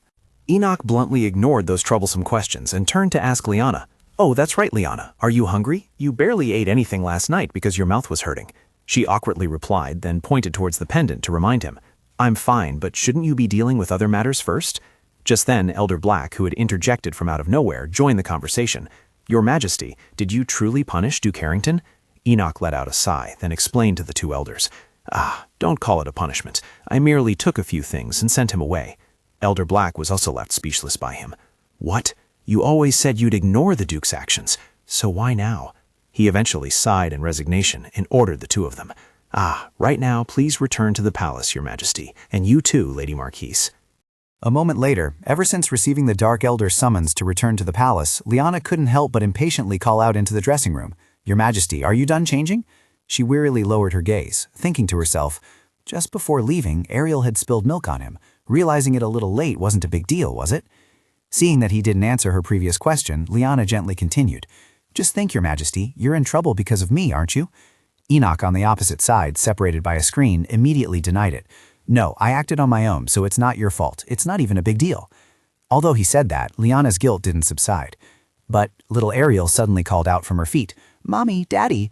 Not getting attention from the two of them as usual, the little girl seemed angry. Ariel started crawling around in circles, making Liana confused about what to do with her. Don't crawl like that, Ariel. It's dangerous." Enoch from inside also noticed Ariel's movements. "What's going on?" Liana gave an awkward laugh in response, then turned to coax little Ariel. I think Ariel is bored. Come on, Ariel, come down a bit, okay? I'm worried someone might accidentally step on her hand." No sooner had Liana's words ended than the curtain collapsed amidst her surprise mixed with panic. Your Majesty, look out!"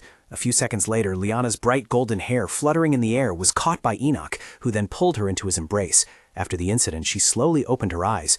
But what made Liana blush with embarrassment was his incredibly toned six-pack physique exposed right before her eyes.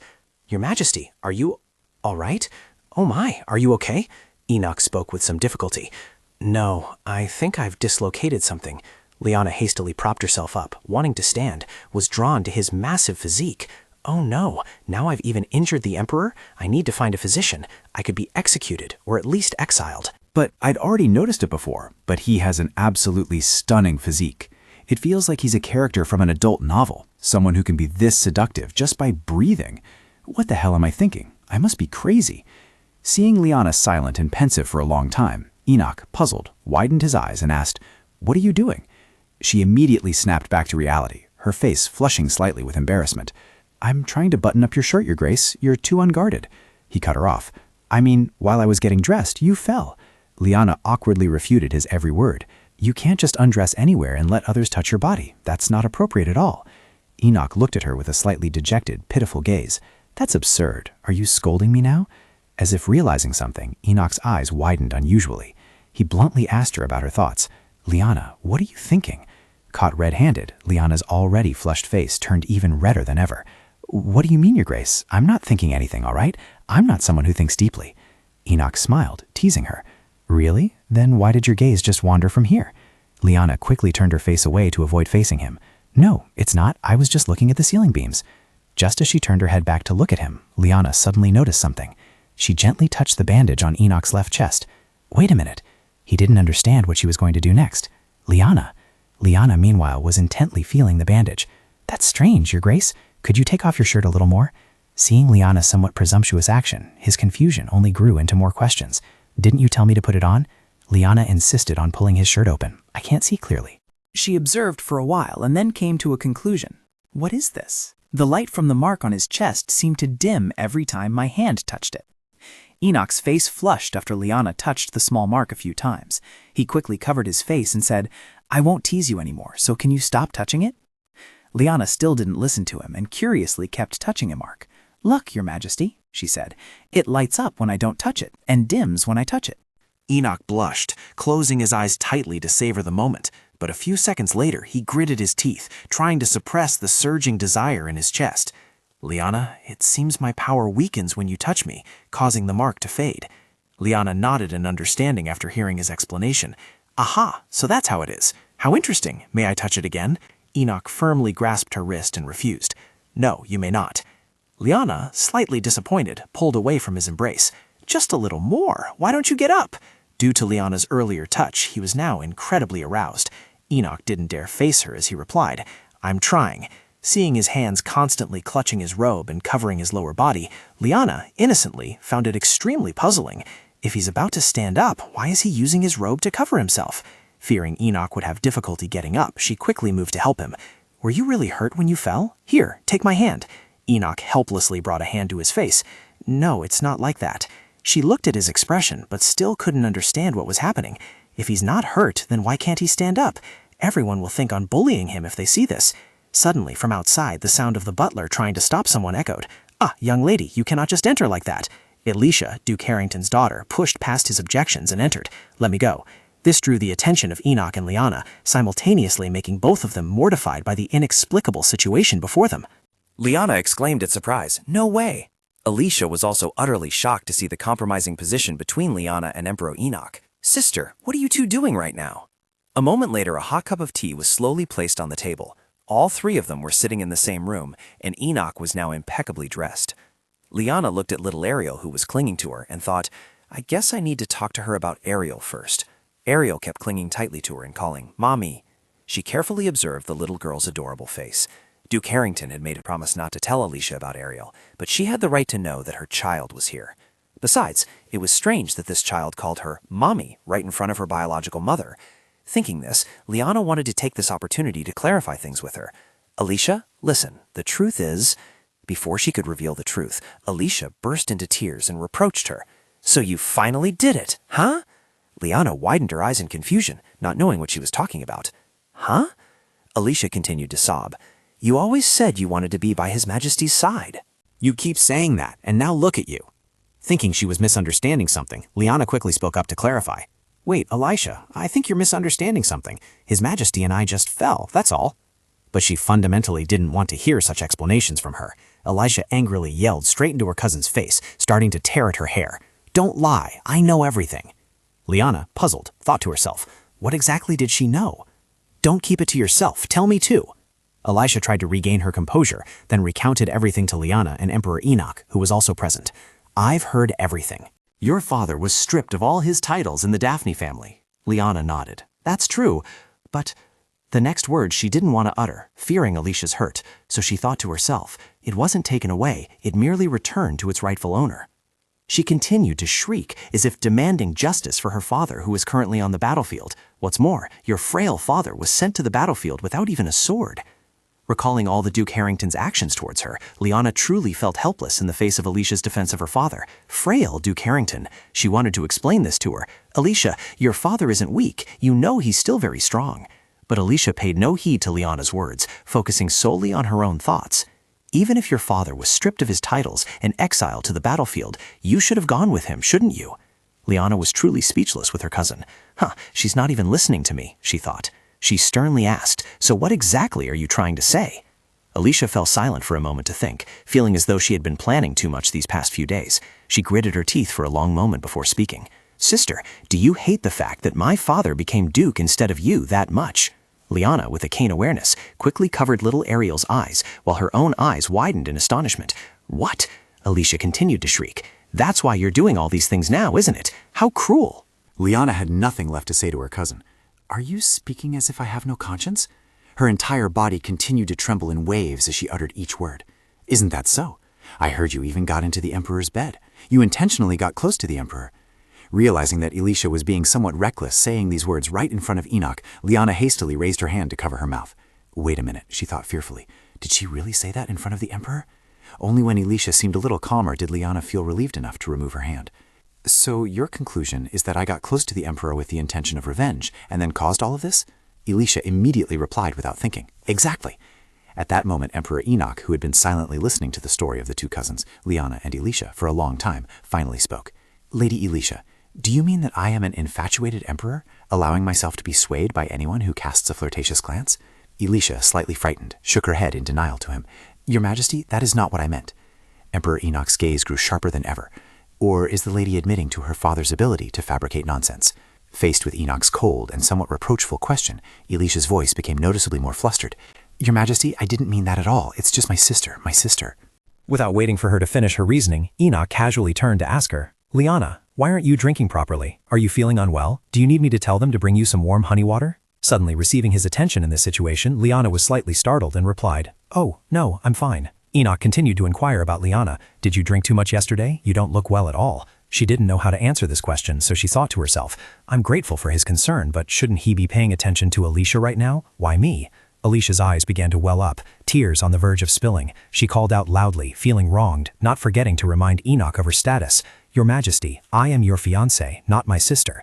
Enoch looked over with annoyance. "Fiancé? Who are you talking about? I don't recall ever having a fiancé." Alicia respectfully stood up and recounted the origin of these three words, fiancé. "Your Majesty, do you not remember the prophecy? We were destined from birth." He decisively crossed his arms. His voice, full of certainty, echoed through the opulent room. "Are you bringing up that ridiculous story again, that the bloodline of Daphne would be my salvation? Come to think of it, you're not the only one with Daphne's bloodline, are you? Salvation. Perhaps that prophecy isn't entirely meaningless." Realizing Enoch's gaze was intently fixed on her, Liana felt a sudden jolt and thought, "Huh? Me? Wait a minute. What's all this about prophecy and salvation?" But Elisha simply didn't want to accept this truth. "No, Your Majesty, it truly is I. Only I don't even have a shred of power. My father, and even the late Emperor, everyone said that I was destined for Your Majesty." Enoch shot Elisha a contemptuous look. "Destined? Isn't it more that your father wants an easily controllable puppet emperor?" She suddenly bowed her head to the ground, her hand resting on her chest, clenching tightly. "No matter what Your Majesty says, you will still marry me in the end." As Elisha moved towards the door, preparing to leave, Enoch called out to her again, "Lady, do you truly want to marry me?" Elisha didn't turn her head, but she paused in the act of opening the door. "Of course." A few seconds later, the door closed softly.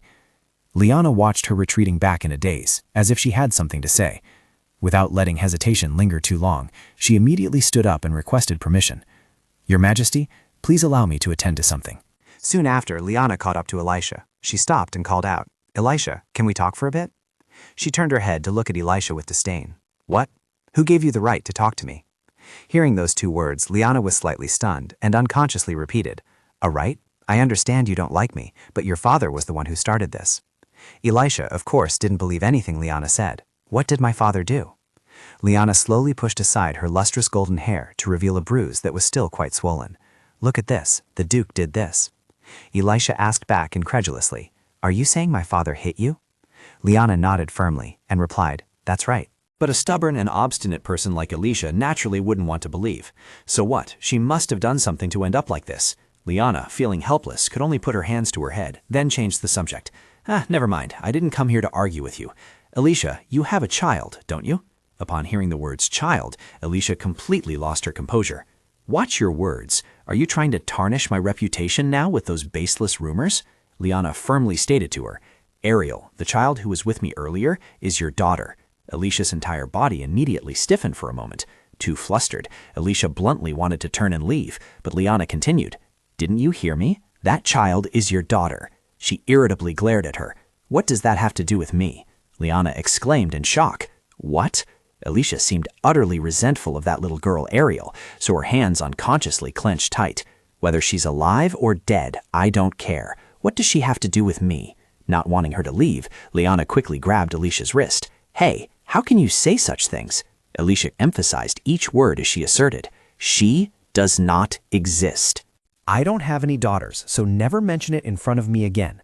As she grabbed her wrist, a searing pain, as if her flesh was being torn, suddenly spread throughout Liana's body. Wait, she was stumbling just a moment ago. How is she so strong now?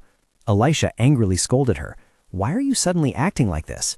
At this very moment, Liana silently thought, "What is this? It feels like something is being torn out from inside me." She continued to snarl into Liana's ear. "Why are you so angry now? You were always silent before." Liana was in so much pain that her face couldn't even relax. Alicia emphasized once more, "Please, don't do anything. Whatever you do, it won't change a thing." Liana's gaze suddenly fell upon the blood-red ring on Alicia's finger. That ring, the stone, the brighter it shone, the weaker her body became. Her strength was draining away. She couldn't even stand steady anymore. Just as she was about to collapse to the ground from exhaustion, a familiar, steady hand and figure quickly caught her, Liana. Liana weakly lifted her head to look at the man's handsome face. "Your Majesty." Alicia didn't want to linger there for another second. She bid Liana farewell. "I'm leaving now." "Sister, remember what I told you." Liana still wanted to stop her. "Wait, Alicia." But her figure had already faded into the air, and Liana withdrew her outstretched hand. She startled and asked Enoch, "Wait, come to think of it, when did your Majesty arrive?" He gently replied to Liana, "I arrived as soon as I heard a commotion." Liana nodded, having no further questions. "Ah, thank you for catching me, Your Majesty. I really felt I needed to tell Alicia about Ariel, but I think you can let me go now. You must be very shocked, right? My legs just gave out." Enoch suddenly slumped onto her shoulder. "Liana." She calmly spoke with a hint of remorse. "I apologize for startling, Your Majesty, but I truly am fine." Enoch's cold aura began to surge, and he softly asked with immense sorrow, "What did that woman do to you?" Hearing this, she looked at him with slightly wide, surprised eyes. "Huh?" After a moment of probing and checking her entire body, Enoch sadly concluded to Liana, "Your body is no longer warm." In another setting, after leaving the gates of Marquis Daphne's mansion, Alicia, looking furious, stomped her way into the carriage. "Get out of the way! How annoying! My sister suddenly changed, and so did His Majesty." As she irritably tried to take off the red ring on her hand, Alicia suddenly realized with alarm, why can't this be removed? A foot clad in iron slowly stepped inside the carriage. Seeing someone suddenly walk in without a single word of permission, Alicia angrily looked up. "What is this? What is a knight doing here? Get out immediately." Upon receiving her demand, the knight remained rooted to the spot, a cunning, sly smile spreading across his lips. Alicia gnashed her teeth and growled, "Are you ignoring me?" Receiving no satisfactory answer from the knight, Alicia became even more enraged. She unhesitatingly removed her ring and flung it up, then turned and yelled loudly at the knight, "I told you to get out!" He swiftly caught the ring in his hand. "Oh my, what a precious item. You shouldn't carelessly throw a valuable ring like this." Hearing these words from the knight, Alicia's expression instantly turned fearful. "Who are you?" He did not directly answer her, but instead reminded her of the ring's value. "It was made from the heart of an important person. You should cherish it." Alicia's eyes widened in shock. Thoughts began to pour out. How did he know that? No one knew about the ring except Father, me, and that person. Realizing this, she hastily shouted, You are not one of my family's knights. Who are you? Identify yourself." The knight suddenly let out a loud laugh and slowly removed his outer disguise, revealing the dark pink hair of a true mage. "Well, I suppose it's hard to recognize me like this, isn't it? It's a pleasure to see you again, Lady Alicia. You've grown so much since I last saw you." As soon as she saw this terrifying man in front of her, she instinctively wanted to step back. "Why are you here?" The mage thought for a moment before explaining. "Ah, that's right. It's hard to believe the Duke is stuck on the battlefield at such a crucial time. Power needs to be replenished regularly, you know? Anyway, we'll meet again soon. I hope next time you'll give me a warmer welcome. I've been looking forward to returning." As if there was something else she wanted to say to him, Alicia hastily reached out, wanting to hold him back. "Wait!" But the coachman's voice echoed, asking, "Milady, shall we depart?" The mage had arrived so quickly and left just as swiftly. The purplish-blue smoke vanished completely only a few seconds later. Seeing no reply from Alicia, the coachman cautiously asked again, "Milady, are you all right? Are you injured anywhere?" She gritted her teeth, trying to keep herself from losing composure at this moment. "No, I'm fine. It's nothing." She looked at the red ring the mage had just returned to her, then continued, "Let's go." At the same time, on this side, upon hearing his conclusion, Liana was extremely surprised. "Your Majesty, what do you mean I'm not warm?" Enoch still wrapped his arms around her body and felt, but only received a cold response. "I don't feel warm. How strange, I can't feel any warmth at all." Liana, puzzled, kept asking, "Huh? Warmth? Your Majesty, could you loosen your embrace a little?" Enoch sadly leaned his head on her shoulder. "I don't want to." Liana's face also flushed slightly because of his action. She forced a smile and advised, "All right, you don't have to let go, but at least could you loosen your grip a little? Here, does it still not feel warm like this?"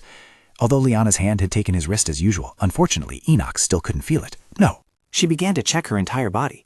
"It's strange, I truly don't feel anything at all," he said softly. He also let Liana try to touch every possible part of his body. "Ever since Miss Liana grabbed my wrist, I haven't been able to feel any warmth. Even like this, my heart still doesn't feel warm." Liana gradually became worried. "Not even a little bit? You truly don't feel anything at all?" Enoch explained to her that there was still a little bit of power left, but it was so weak that it was almost imperceptible. Liana's eyes suddenly widened. After recalling for a moment, she might have found a suitable answer for this phenomenon. Could it be that... Actually, earlier, when Alicia grabbed me, I felt as if something was being drained from me. Do you think that could be the reason? Enoch lowered his gaze. He didn't know how to explain this. I've never heard of such a case before.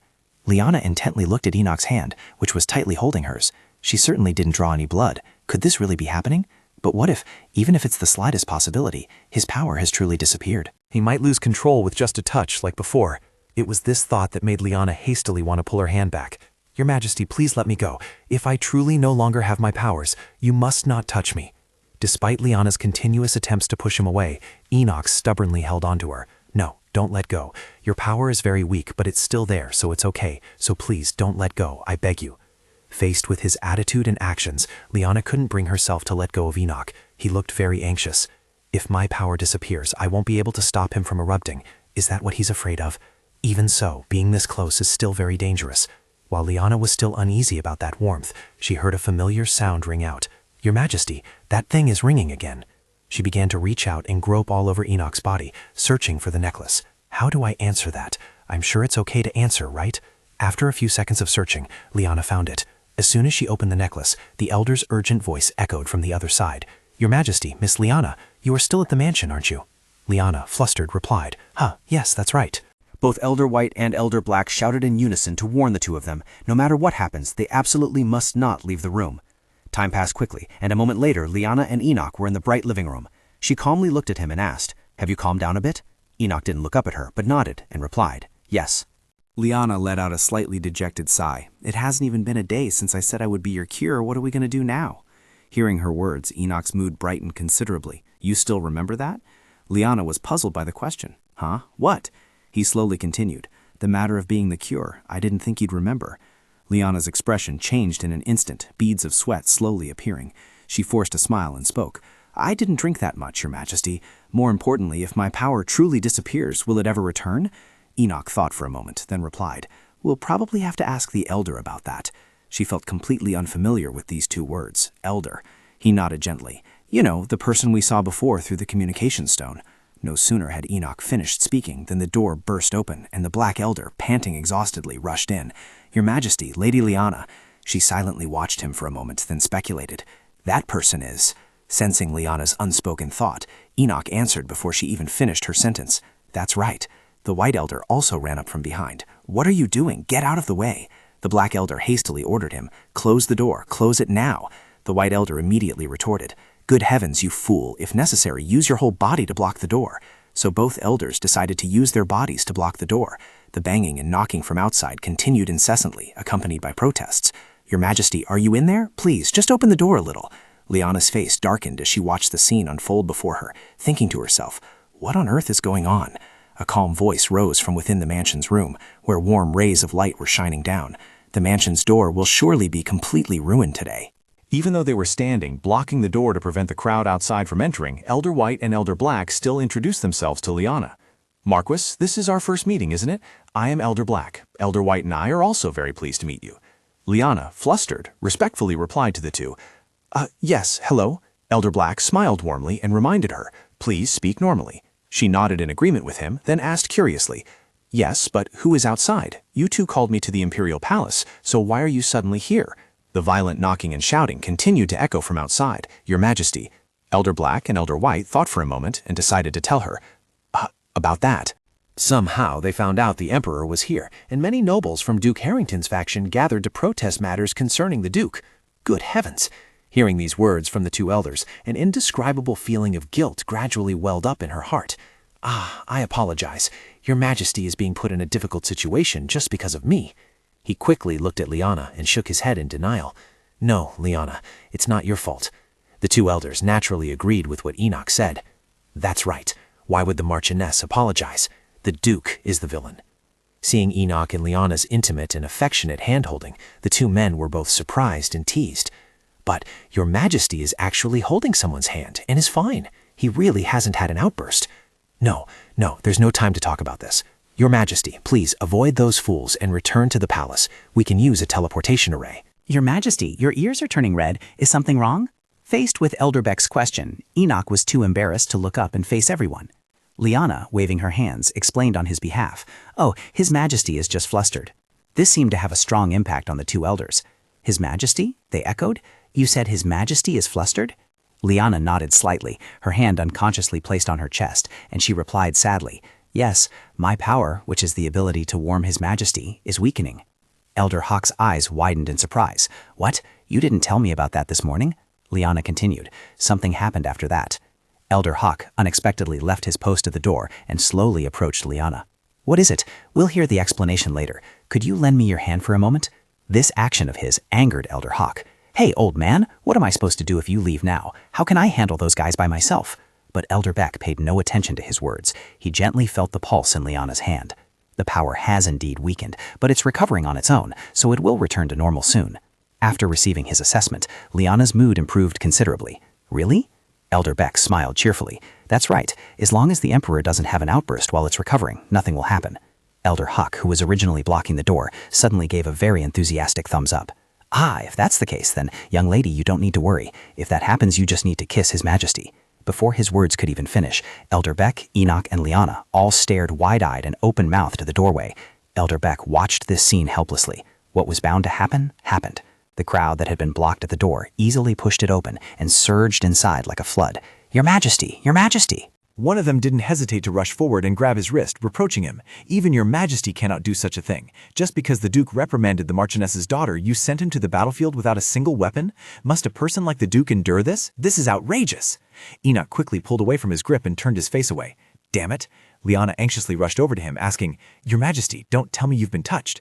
Waves of icy coldness began to spread from his wrist, and Enoch replied with difficulty, A little. She looked at Enoch in confusion. Are you all right? He nodded in response. I'm fine. I really just got brushed a little. It's nothing major. At this moment, Elder Bach angrily shouted, What do you think you're doing? No matter how agitated you are, how dare you lay a hand on the Emperor? The nobleman awkwardly explained, No, it's just that because the Emperor wouldn't meet us, so... But Elder Bach, showing no deference, pointed directly at his face. Don't deny it. How rude. The nobleman could do nothing but clench his teeth and glare at him. When he ran out of words, the sight of Liana being very close to Emperor Enoch inadvertently provided him with a valuable topic. Look, even in such a chaotic situation, the Marquiness is still clinging to the Emperor. Anyway, with all those bad rumors about her, and such habits, it's no wonder the Duke hit her. And only the Duke suffered a terrible fate. How could he endure the freezing weather without a fur coat? We're worried sick, wondering if the food suits his taste. Noticing Liana's expression wasn't very good due to these hollow and fake words. Enoch, annoyed, cast a sharp glance at the group of people. You talk as if you're his parents. If you're worried, why don't you go with him? I'll approve. Some people, too scared, found excuses to slip away. Your Majesty, I don't feel well. I still have documents to complete today. After a good number of the crowd had dispersed, Enoch's health also deteriorated. Liana quickly supported him. Your Majesty, are you all right? Although he was grimacing in pain, Enoch still forced himself to tightly clutch his chest. I'm fine. Cold sweat began to break out on Liana's face. She fearfully thought to herself, then looked towards the only two nobles remaining in the room. What should I do? No matter how I touch him, he doesn't get any warmer. Currently, these nobles still don't know the Emperor's condition. What should I do? At the moment, she felt most confused and distressed. The familiar voice of Elder Hack echoed from under the table, giving her a hint. Marchioness, Marchioness, here, right here, this spot, kiss, this spot. Because he was quite far away and speaking softly, Liana basically didn't understand what he was trying to say. What? Is he talking about lips? Elder Hack helplessly exclaimed, "Oh dear," then started waving his hands and feet, trying every way to signal Liana. His 2 index fingers touched each other. It seemed she had also understood Elder Hack's implication. Don't tell me he means a kiss, right? No, even if I willingly became Enoch's medicine, a kiss still feels a bit... The coldness continued to envelop his entire body, making Enoch cry out and call her name. Nah. She immediately fell into a state of panic. "Your Majesty!" Thoughts continuously urged Liana. That's right, Enoch was in such pain because he had helped her last night. How could she hesitate to kiss him? After a few brief seconds of thought, Liana gently placed her hand on Enoch's cheek and began to transmit warmth to him. Before doing so, she carefully asked for permission. "Your Majesty, they say that to stop the outburst, I must kiss you. I have no other motives. It's just for treatment. Please, just work." Liana's soft, warm lips gently pressed against Enoch's, a man whose mind was consumed by the cold. Her first sensation upon touching him was so cold, like cutting through flesh and bone. But Enoch must be in much more pain than she was. At this moment, her actions caught the eyes of the 2 nobles, leaving them gaping in astonishment. Liana continued to deepen the kiss. "Please, just work." After a prolonged, lingering kiss, Enoch's complexion gradually returned to a healthy flush. Once he was more emotionally stable, he suddenly looked up at her. Liana steadfastly met his gaze. "Are you all right now, Your Grace?" Enoch was still utterly surprised. "What happened?" Liana slowly placed a hand on her own cheek and explained. "You almost lost control in front of everyone." Overcome with embarrassment, Enoch abruptly turned his head away. He simply couldn't face Liana at this moment. "No, your lips. Your lips." Seeing a strange expression appear on his face, Liana couldn't help but ask curiously, "Your lips?" Enoch fell silent, his face reddening, unable to say anything more. On Enoch's lips, a sweet aftertaste lingered, keeping him captivated. As if realizing the awkward situation, Liana quickly stepped a few paces away from him. "You're not cold anymore, are you? I'm glad the kiss worked," she secretly told herself. "He's acting as if I've done something terrible. It was just for treatment, just for treatment." At that moment, the surrounding nobles began to stir in commotion. Did those 2 just... Am I seeing things? No, I saw it too. What the hell is going on? So the rumors are true? Pouncing on the Emperor in broad daylight? This situation was far beyond Liana's mildest imagination. What should I do? I kissed him to solve the immediate problem, but I didn't think about the consequences. Liana repeatedly used her hand to fan away the embarrassment. "Why is your face so red? Calm down. You're making things even stranger." Enoch also used his hand to fan away the heat spreading throughout his chest. "That's because you keep..." While the 2 were still flustered, trying to figure out how to deal with the nobles, a clear, resonant voice spoke up. Now, everyone, please calm down." Seeing the 2 elders advancing side by side, Liana was as overjoyed as if she had found a gold nugget in a barren wasteland. Elders! But when she saw the somewhat improper smile appear on Elder Hawk's lips, Liana's joy instantly vanished. They're trying to help me, so why do I feel so uneasy? The 2 nobles also expressed their desire for this matter to be clarified. "Elders, what is this about? Why did His Majesty and Lady Marquis, what is their relationship that they would act like that? Think about it, they held hands at the party yesterday, didn't they?" Without waiting for him to finish speaking, Elder Hawk looked thoughtful, then nodded and declared, "Yes, exactly as you think. The 2 of them are about to get married." After the nobles had completely left, convinced by the official rumor from the 2 elders, Liana sat silently on the sofa, nursing a headache without saying a word. A moment later, she asked, "What should I do?" But Elder Hawk and Elder Bach, the originators of this rumor, were leisurely eating pastries and enjoying tea without giving her a reasonable answer. Memories suddenly flashed through Liana's mind. Thanks to that hot news, everyone had stopped making a fuss, but 2 nobles had quietly discussed among themselves. "Wait, so the Duke has taken the Lady Marquis? You'll become the Empress? Oh, it's better to keep quiet. If this is because I have the potential to become Empress, then the story would be different." Elder Bach sat down seriously and told her, "Now, until this matter settles down, it's best the 2 of you to pretend to be lovers." Liana let out a weary, exasperated sigh. Realizing her mood hadn't been good since the nobles left, Enoch awkwardly lowered his gaze to the ground. "Liana, I'm sorry. You've gotten into trouble because of me." Seeing him take the initiative to apologize to her like that, she also quickly turned her head to look towards Enoch. "No, this is not your fault. Your fault..." As she said this, both her and Enoch's faces flushed red, still feeling the lingering awkwardness of their earlier action. The 2 of them just faced each other, their eyes filled with a private understanding, for a long moment. Then they both simultaneously snapped their heads away. Liana affirmed once more, "It is not your Majesty's fault. I was worried that I had put your majesty in an awkward situation, so I'm truly glad I could be of assistance. Enoch cleared his throat softly and said, flustered, Thank you for saying that, Liana. Liana looked at him, slightly surprised. Huh? Elder Hack began to explain. To prevent His Majesty from having an outburst, the two of you need to interact, right? It would be better if there was a reason for your interactions, rather than no reason at all, wouldn't it? Liana found his words quite reasonable. Yeah. Huh? Ariel, upon seeing her, happily called out, Mama! Liana anxiously stood up and rushed towards the little girl. Oh my God, when did you get in here? I definitely haven't seen you since that partition. Perhaps because she had been in contact with the cold ground for too long, the little girl let out a very loud sneeze. Liana quickly reached out and pulled Ariel into her arms. You sneezed because you were playing on the ground, Ariel. Here, blow your nose, blow. Suddenly, noticing the two elders' gazes on her seemed to have been off, Liana asked, puzzled, Why are you two looking at me like that? Both elders praised in unison. The child looks so much like the Marchinas. She held Ariel close and gently sat down on the chair. I know, right? But Elder Bach's next words were something Liana never expected. Is this your child? Liana exclaimed in shock. What? Elder Hack, also losing his composure, chimed in. Is it His Majesty's and the Marchinas' child? At this, both Liana and Enoch had to stand up to clear their names. What? What are you saying? No, it's not. Hearing their denial, the two elders' expressions turned utterly bewildered. Oh, it's not? She thought helplessly to herself. Come on, be reasonable. We've only been holding hands for a month. How could we possibly have a child? One of the two elders then exclaimed, But you two look so alike. Little Ariel, having noticed his voice, turned her eyes towards the sound. Huh? Liana explained once again. No, this child is the daughter of... However, mischievous little Ariel poked her cheek and called out, Mama! Not only that, Ariel also pointed towards Enoch. Baba! The situation in the room became even more awkward than before. Everyone was as silent as a tomb. A few seconds later, Enoch slowly stood up and began to speak. What the little one just said is actually... Liana was just as surprised as he was. It seems she really called you Baba.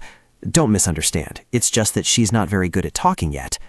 Understanding what Liana and Enoch were saying, little Ariel seemed to sulk. Ariel immediately pointed at the two elders and called out, Habu Bang Soko. Elder Bach clapped his hands in praise of the little girl. What a smart child. She speaks so well, doesn't she? At this point, Liana couldn't find any more reasonable excuse. The child had only just started pronouncing words well. All right, Ariel, repeat after me, okay? Li-a-na. But the little girl stubbornly insisted on calling her Mama. Enoch also wanted to teach the little girl how to pronounce, repeat after me, Enoch. It was still impossible. Baba. Finally, the two helplessly questioned Ariel. Why do you call us that? I'm wondering too. Fearing that the two elders would misunderstand further, Liana hastily looked at them. The child is just my cousin's daughter. I'm taking care of her. Don't get any strange ideas. Elder Hawk and Elder Bach both darkened their expressions and whispered to each other, plotting. It's fine. There are still many other opportunities, right? That's right. If it's not true, we just need to make it true. Liana was speechless and didn't want to explain further. She secretly thought to herself, Hey, what was that? I heard that, didn't I? The two spoke in unison. In that case, isn't it too lucky? The matter of the young Marquis could prevent His Majesty from erupting. Liana gently placed little Ariel on the chair, then returned to her serious demeanor. But I have a question. That shard of ice must be stuck in His Majesty's heart, so how can we remove it? Currently, when he flares up, if we make contact, his body will certainly warm up, but apart from that, we have no further information. Elder Beck immediately fell into contemplation. I have a prediction, but it's still uncertain, so I will tell you after a closer examination. In contrast to his gloomy expression, Elder Hook, brimming with excitement, urged them on. Now, make contact. The two of you need to make contact with each other. Liana gently placed her hand on Enoch's hand. Contact, Elder Hook said sternly. We are doing that, she replied. Moreover, you need to make as much contact as possible. She looked a bit confused, her face blank. What? How much more? Elder Hook erupted when asked this question. It's even more than that. Whenever you meet, hold hands, hug, and stay like that, melting him down bit by bit. Liana obediently bowed her head and agreed, yes. Elder Bach suddenly had a thought. But it's strange, isn't it? As far as I know, the young Marquis doesn't show any signs of fire energy. Enoch looked at him as if he had something to say. Actually, I have something to discuss about this. Could the energy have been stolen? Hearing his speculation, Liana's expression also became a little tense. Indeed, she had never thought of this possibility. Receiving Enoch's question, Elder Hawk also widened his eyes in astonishment. Sir, do you mean? Enoch began to recount the incident that had occurred not long ago to him. Previously, the moment the princess touched Liana, it felt as if Liana's energy was being drained. Elder Bach, who had been sitting quietly in his chair, heard him say this and anxiously asked, Is this true, young lady? Liana nodded and described, Yes, I felt as if something was being depleted from my body. Elder Bach fell into a state of deep thought for a moment. A few seconds later, he continued to ask, "Was there anything else unusual when you touched the princess?" Liana initially felt there was nothing unusual, but then suddenly remembered a small detail. Anything unusual? No. Oh, there was one thing. The ring. Elder Bach's eyes widened slightly as he asked, "The ring?" Liana lowered her gaze slightly. Yes, Alicia was wearing a ring with a red gem. The moment the ring touched me, I felt as if something was being pulled out of my body. As soon as Elder Hawk heard her mention that detail, he immediately turned to look at Elder Bach. A red gem, could it be? Elder Bach quickly spoke up. "Your Majesty, I need to return to the royal palace through the gate right now." Liana was slightly stunned, watching him disappear right in the middle of the room. A moment later, when Elder Bach returned, he also brought with him a mysterious black box that was both square and exquisite, placing it on the table. Liana looked at the box, puzzled. "Elder, this is—" Elder Bach calmly replied to her, "I've brought some things here because the young Marquis reminded me of it. Well, does it resemble what you saw?" Her face seemed to become a little hesitant. It seemed similar, but it was much smaller and more brilliantly red than this. Liana slowly touched the red gem. Just like the situation back then, an indescribable pain resurfaced within Liana. She quickly pulled her hand back, thinking to herself, "This thing, the feeling is exactly the same as back then." Seeing her complexion wasn't very good, Enoch worriedly wanted to move towards her. "Liana." She tried to clench her hands tightly and reassured him, "I'm fine, but more importantly, what is that?" Elder Bach's eyes held countless thoughts. He softly spoke, "This is the heart of a dragon." As soon as she heard these two words, Liana exclaimed in astonishment, "What? The heart?" Elder Bach continued to explain in more detail for her to understand. "Yes, it seems the gem the young Marquis saw is indeed a dragon's heart, but as you can see, depending on the dragon's attribute, it can absorb corresponding power." Liana's eyes widened in surprise as she asked, "What is this?" At that moment, Enoch spoke up with a firm tone. "The elder is right, Liana. Just like back then, I can no longer sense the power of fire from you." After a long explanation about this matter, the Black Elder crossed his arms, nodding, and concluded, "So now it's clear that the young Marquis possesses power." These words were nothing short of a mental shock to Liana. A wave of extreme confusion suddenly flashed through her mind. But in the novel, Liana was described as having no power, wasn't she? Liana raised a hand to cover her mouth, wanting to say something, but then fell silent, not daring to speak. Could it be that everything changed because I transmigrated into this body? Did I disrupt the plot, leading to this serious problem? While Liana was still very much afraid, the White Elder brought the gem closer to her. "Look, do you see the flame in here? This is your power that has been absorbed and shaped by it." It seems the gem has been set on the princess's ring, a fragment passed down as a relic of the ducal family. Enoch rubbed his chin, thinking for a moment, then asked her, "Liana, it looks like the gem you've seen before, doesn't it?" She nodded slightly, a little worried. "Yes, their colors are similar, but the one I saw was much darker and more brilliant. The gem I saw was a deep, clear crimson." Hearing this, Enoch understood to some extent. As expected, the Duke's gem seems to have been passed down through many generations. The lighter its color, the weaker the gem becomes. Liana agreed with his idea and raised her hand, examining it for a moment. "That's right. This time my power wasn't drained as much as before. I can still endure it." "But what I saw was a bloody red, and this one," Elder White spoke. "If that's the case, there's only one explanation for the vibrant color of the Dragonheart gem." Liana, astonished, asked him, "What is it?" Elder White and Elder Black simultaneously explained and offered various helpful insights. If the gem is newly extracted, it will have a bloody red hue, but the older it gets, the more its power fades, as your Majesty said. But I haven't heard anything about any dragons dying recently.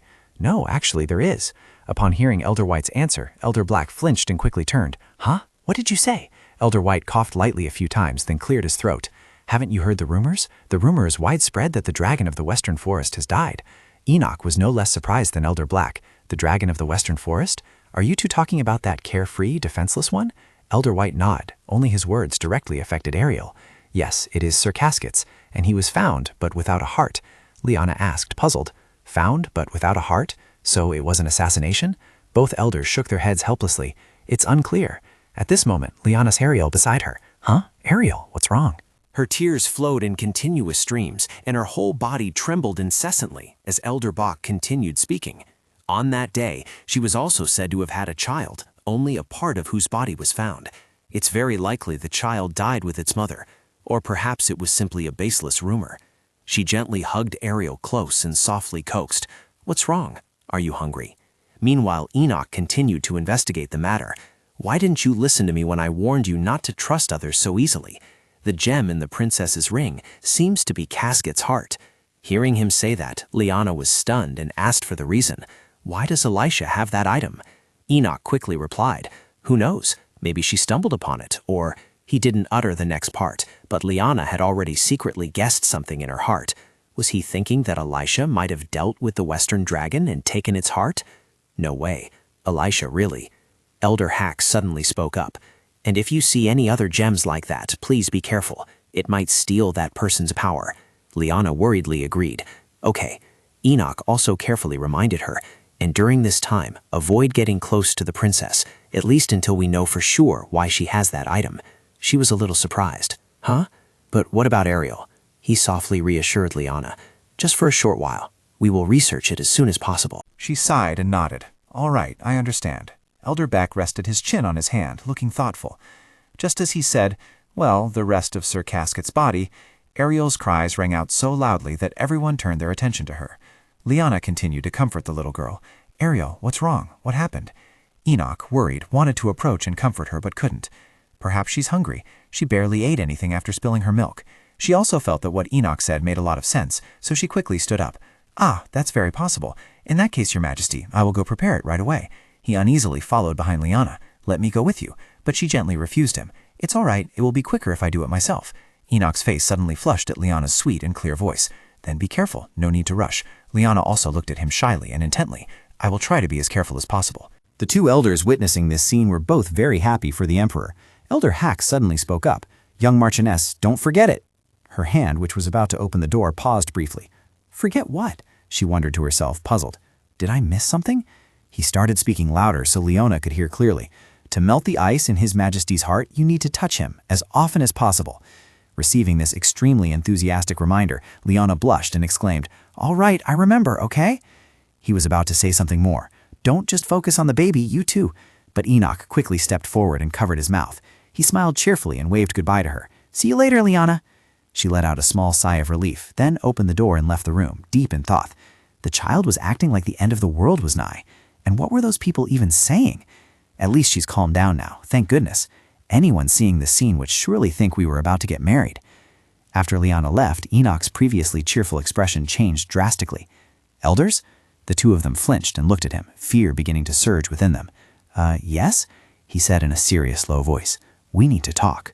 In the opulent room of the Marquise's mansion, the ceiling lights shone down as Enoch's deep, hoarse voice rang out. "Investigate the relationship between Duke Harrington and Liana."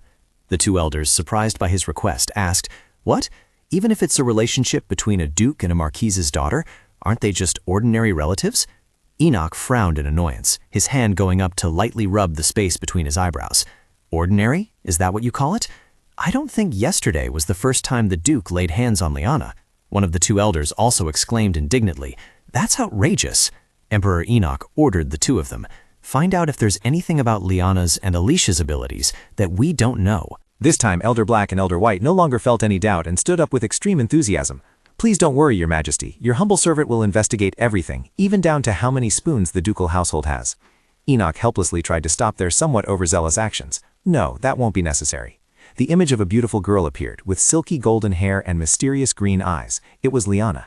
He sighed, thinking to himself, "Liana, I truly know nothing about you. I was too blinded by your ability to suppress the ice shard within me." As soon as he thought of this, a suggestive image suddenly flooded Enoch's memory, causing his face to flush crimson in just a few short seconds. The two elders, naturally noticing this change, exclaimed worriedly, "Your Majesty, your face is red again. Are you catching a cold? Should your humble servant summon the imperial physician?" He immediately shook his head, refusing. "No, that won't be necessary. Just investigate the information I requested." A few days later, at a tea party attended by Enoch and Liana, she angrily held her teacup without taking a single sip, her eyes fixed intently on him. Honestly, several days had passed since she suddenly became Enoch's fake lover after that healing incident, and ever since that day, Enoch hadn't come near her, and she didn't understand why. Before, whenever he had the chance, he would cling to her, begging her to touch him. He wouldn't leave her side. After a moment of thought, Liana adopted a bored expression, looking around at everything. She didn't forget to let out a sigh to express her profound dissatisfaction with Enoch. What's the point of agreeing to be his healer if the very person who needs healing won't even come near me? Enoch was speechless upon hearing her words. His black-gloved fingers kept tracing the tea table, which only made Liana's anger surge even higher. "I really don't understand what's happening anymore. Was that kiss really that unpleasant? I mean, I only did it because I was worried about him, but isn't this unfair? Just as the elders said, I'm trying to make as much physical contact as possible, yet he only offered me a single finger." Realizing how tense and heated the current situation was, Elder Black hastily searched for a suitable reason to talk to Liana. "Oh, by the way, Lady Marchioness, there's a charity event coming up." She uttered just one word, dejectedly. Meanwhile, Elder Black enthusiastically pushed for the idea. Please attend that event as His Majesty's companion. Her already bewildered face regained a little bit of its scarce vitality because of this statement. What? Why me? Why? Liana pondered, confused. That's already enough to make me mortified. Now what else do you want me to do? Elder Black slowly raised a teacup from under the table. What other reason could there be? You are His Majesty's lover. Liana disagreed, refuting. That was just for show. The two elders began to dramatically lament their woes. If you don't come, His Majesty will once again pitifully wander alone. He'll probably pick fights with other couples for no reason, like a hooligan. Hearing these baseless fabrications about himself with his own ears, Enoch also angrily wanted to retort with something. Hey, when have I ever? But he basically didn't have time to finish speaking before Elder Black cut him off. And then, without any caution, he'll touch something strange and lose control. "We'll have to carry his frozen body back to the palace, oh God, my back, and then deal with everyone who saw it too." "Well, if you really don't want to go, then we have no other choice. Us elders will just have to suffer." After a long-winded session of listening to the two elders complain and lament, Liana was also stunned, her mouth agape. Finally, she had no more reasons to refuse them. "All right, I'll go. I said I'll go." Elder Pock quickly stood up and approached her. "Oh my, then you must quickly prepare for the party." Liana looked up at him in surprise. "Huh?" Meanwhile, Elder Hawk walked over to his side. "Come on, get up, you too, Your Majesty." Liana still felt extremely confused. "Wait, can't we just call someone to prepare?" Without letting her and Enoch react to what was happening, the two elders quickly wanted to push them out. "Why are you young people always cooped up indoors? Take this opportunity to go out together and breathe some fresh air." Liana looked worriedly at little Ariel, who was sitting in her stroller. "But who will take care of Ariel?" The little girl opened her eyes wide in surprise at Liana, then gave a radiant smile, waving goodbye to Liana and Enoch. "Huh? Oh my, go play. Goodbye, Riel. Riel will play with Grandpa." She asked the little girl again, bewildered. "Play with Grandpa?" Ariel nodded vigorously, decisively. Seeing the little girl react so quickly, Liana was a bit surprised and stopped in her tracks. A not so pleasant thought crossed her mind. Ariel can already speak short sentences like that? Children grew up so fast. The Black Elder suddenly remembered something. "Oh, that's right. While the two of you were out, remember to show some affection to His Majesty. There are still people who doubt that you two are truly lovers." Liana pouted slightly and turned her head away, leaving Enoch blushing and speechless. "Intimacy? It would be a miracle if we didn't look like sworn enemies. He doesn't even bother to look me in the eye." Seeing Enoch unable to face her because of her words, Liana grumbled to herself. "His skin is red again, and he still won't tell me what's going on. Even so, I said I would be the one to heal him." She started walking faster, not forgetting to cautiously remind Enoch, "If you don't hurry, I'll go by myself." Only then did he dare to speak to Liana. "No, I'll go with you, Liana." Not long after, the two stopped in a bustling and chaotic town. She suddenly called out to him, "Your magic— No, Enoch." He suddenly stared blankly at her. Huh? Liana was also a little hesitant about calling the Emperor like that. Calling him by his name like that felt a bit strange, didn't it? But that was precisely because, before they left, Elder Hack had instructed the two of them that when they were out, even if they didn't use intimate terms, they should at least call each other by their names. What couple would call each other Your Majesty and Marchioness? Liana blushed slightly. "I'll go back to our usual way." Enoch unexpectedly spoke up, stopping what she was about to say next. "No, call me—" because another sound rang out at the same time, making that word in Enoch's sentence unclear. Liana looked up and asked him again, "Huh? I couldn't hear clearly because of the bell." Enoch blushed again, looking down at the ground. "Call me by my name." She gave a forced smile, her hand gently waving to dispel the awkwardness in her heart. "Ah, is that all? All right." She couldn't escape her inner thoughts and feelings when she was with Enoch. Why did he make calling him by his name so difficult? He really seems to have become more shy lately. After walking a short distance, seeing Enoch still standing there in a daze, Liana gently turned her head and called him. "Aren't you coming in? We're blocking the doorway." Enoch spoke with difficulty. "Can you call me? Just once?" Liana walked closer to him and asked with wide eyes, "Call what? Wait, do you mean your name? It's not that hard." "Never mind. If you hold my hand, I'll call you." Although Liana's hand was right in front of him, his inherent shyness prevented him from having the courage to take her hand. Huh? Receiving this bewildered look, Liana wasn't surprised at all. "If you don't, then I won't call you by your name either. Let's go, Your Majesty." Enoch's eyes began to well up with sadness. Liana suddenly turned her head, her face as red as a tomato. He had taken her hand. She teased, "If you can hold hands so easily, why didn't you do it before?" He gently replied, "It's not easy for me to do this." Liana, puzzled, looked up deep into his eyes. So, are you angry with me or something, Enoch? If you don't say anything, how am I supposed to know? He showed a hint of worry, then suddenly exclaimed happily, "Oh, Liana, just now you—" Knowing what he was about to say, Liana covered her mouth and laughed. "I called you Enoch." Enoch looked at her with eyes that didn't understand what was happening. "Why are you laughing?" But what he couldn't have expected was Liana asking him back, "Why are you smiling, Enoch?" He opened his eyes wide in surprise. "Am I smiling? It must be because I'm happy." She was just as surprised as he had been a moment ago. "Huh? About what?" He slowly replied and placed Liana's hand on his chest. "My name. It's been so long since anyone called it.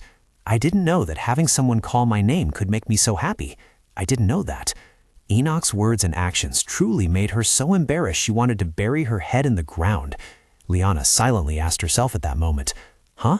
Is the sound I'm hearing my own heartbeat?" Seeing her remain silent for a long time without saying anything to him, Enoch called out, "Liana!" But it only made her even more embarrassed. "Don't look at me. Well then, I'll go in first." Enoch hurriedly called out and chased after her. "Liana!" A voice not far away suddenly exclaimed. It was someone with silver hair and eyes as red as blood. This scent, Miss Harrington. Leaving Enoch behind with a bewildering, fluttering feeling, Liana covered her mouth with her hand and ran straight inside. Amidst a romantic, fairy tale-like setting, Liana struggled to shut her eyes to regain her breath. After observing her every move for a while, Enoch found it strange and asked, "Why are you drinking water as if it were alcohol?"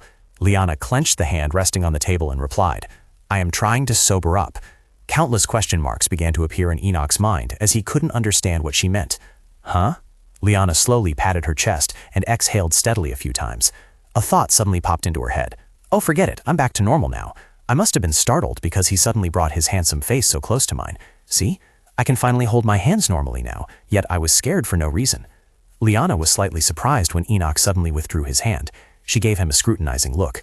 There it is again. Ever since he called her name earlier, he'd been looking at her more and even getting closer. So why did he keep avoiding her? After a period of silence between them, she decided to break the awkward atmosphere by speaking first. "This isn't right, Enoch. We need to talk." His gaze began to avoid Liana again. "About what?" Liana's face momentarily flushed with anger.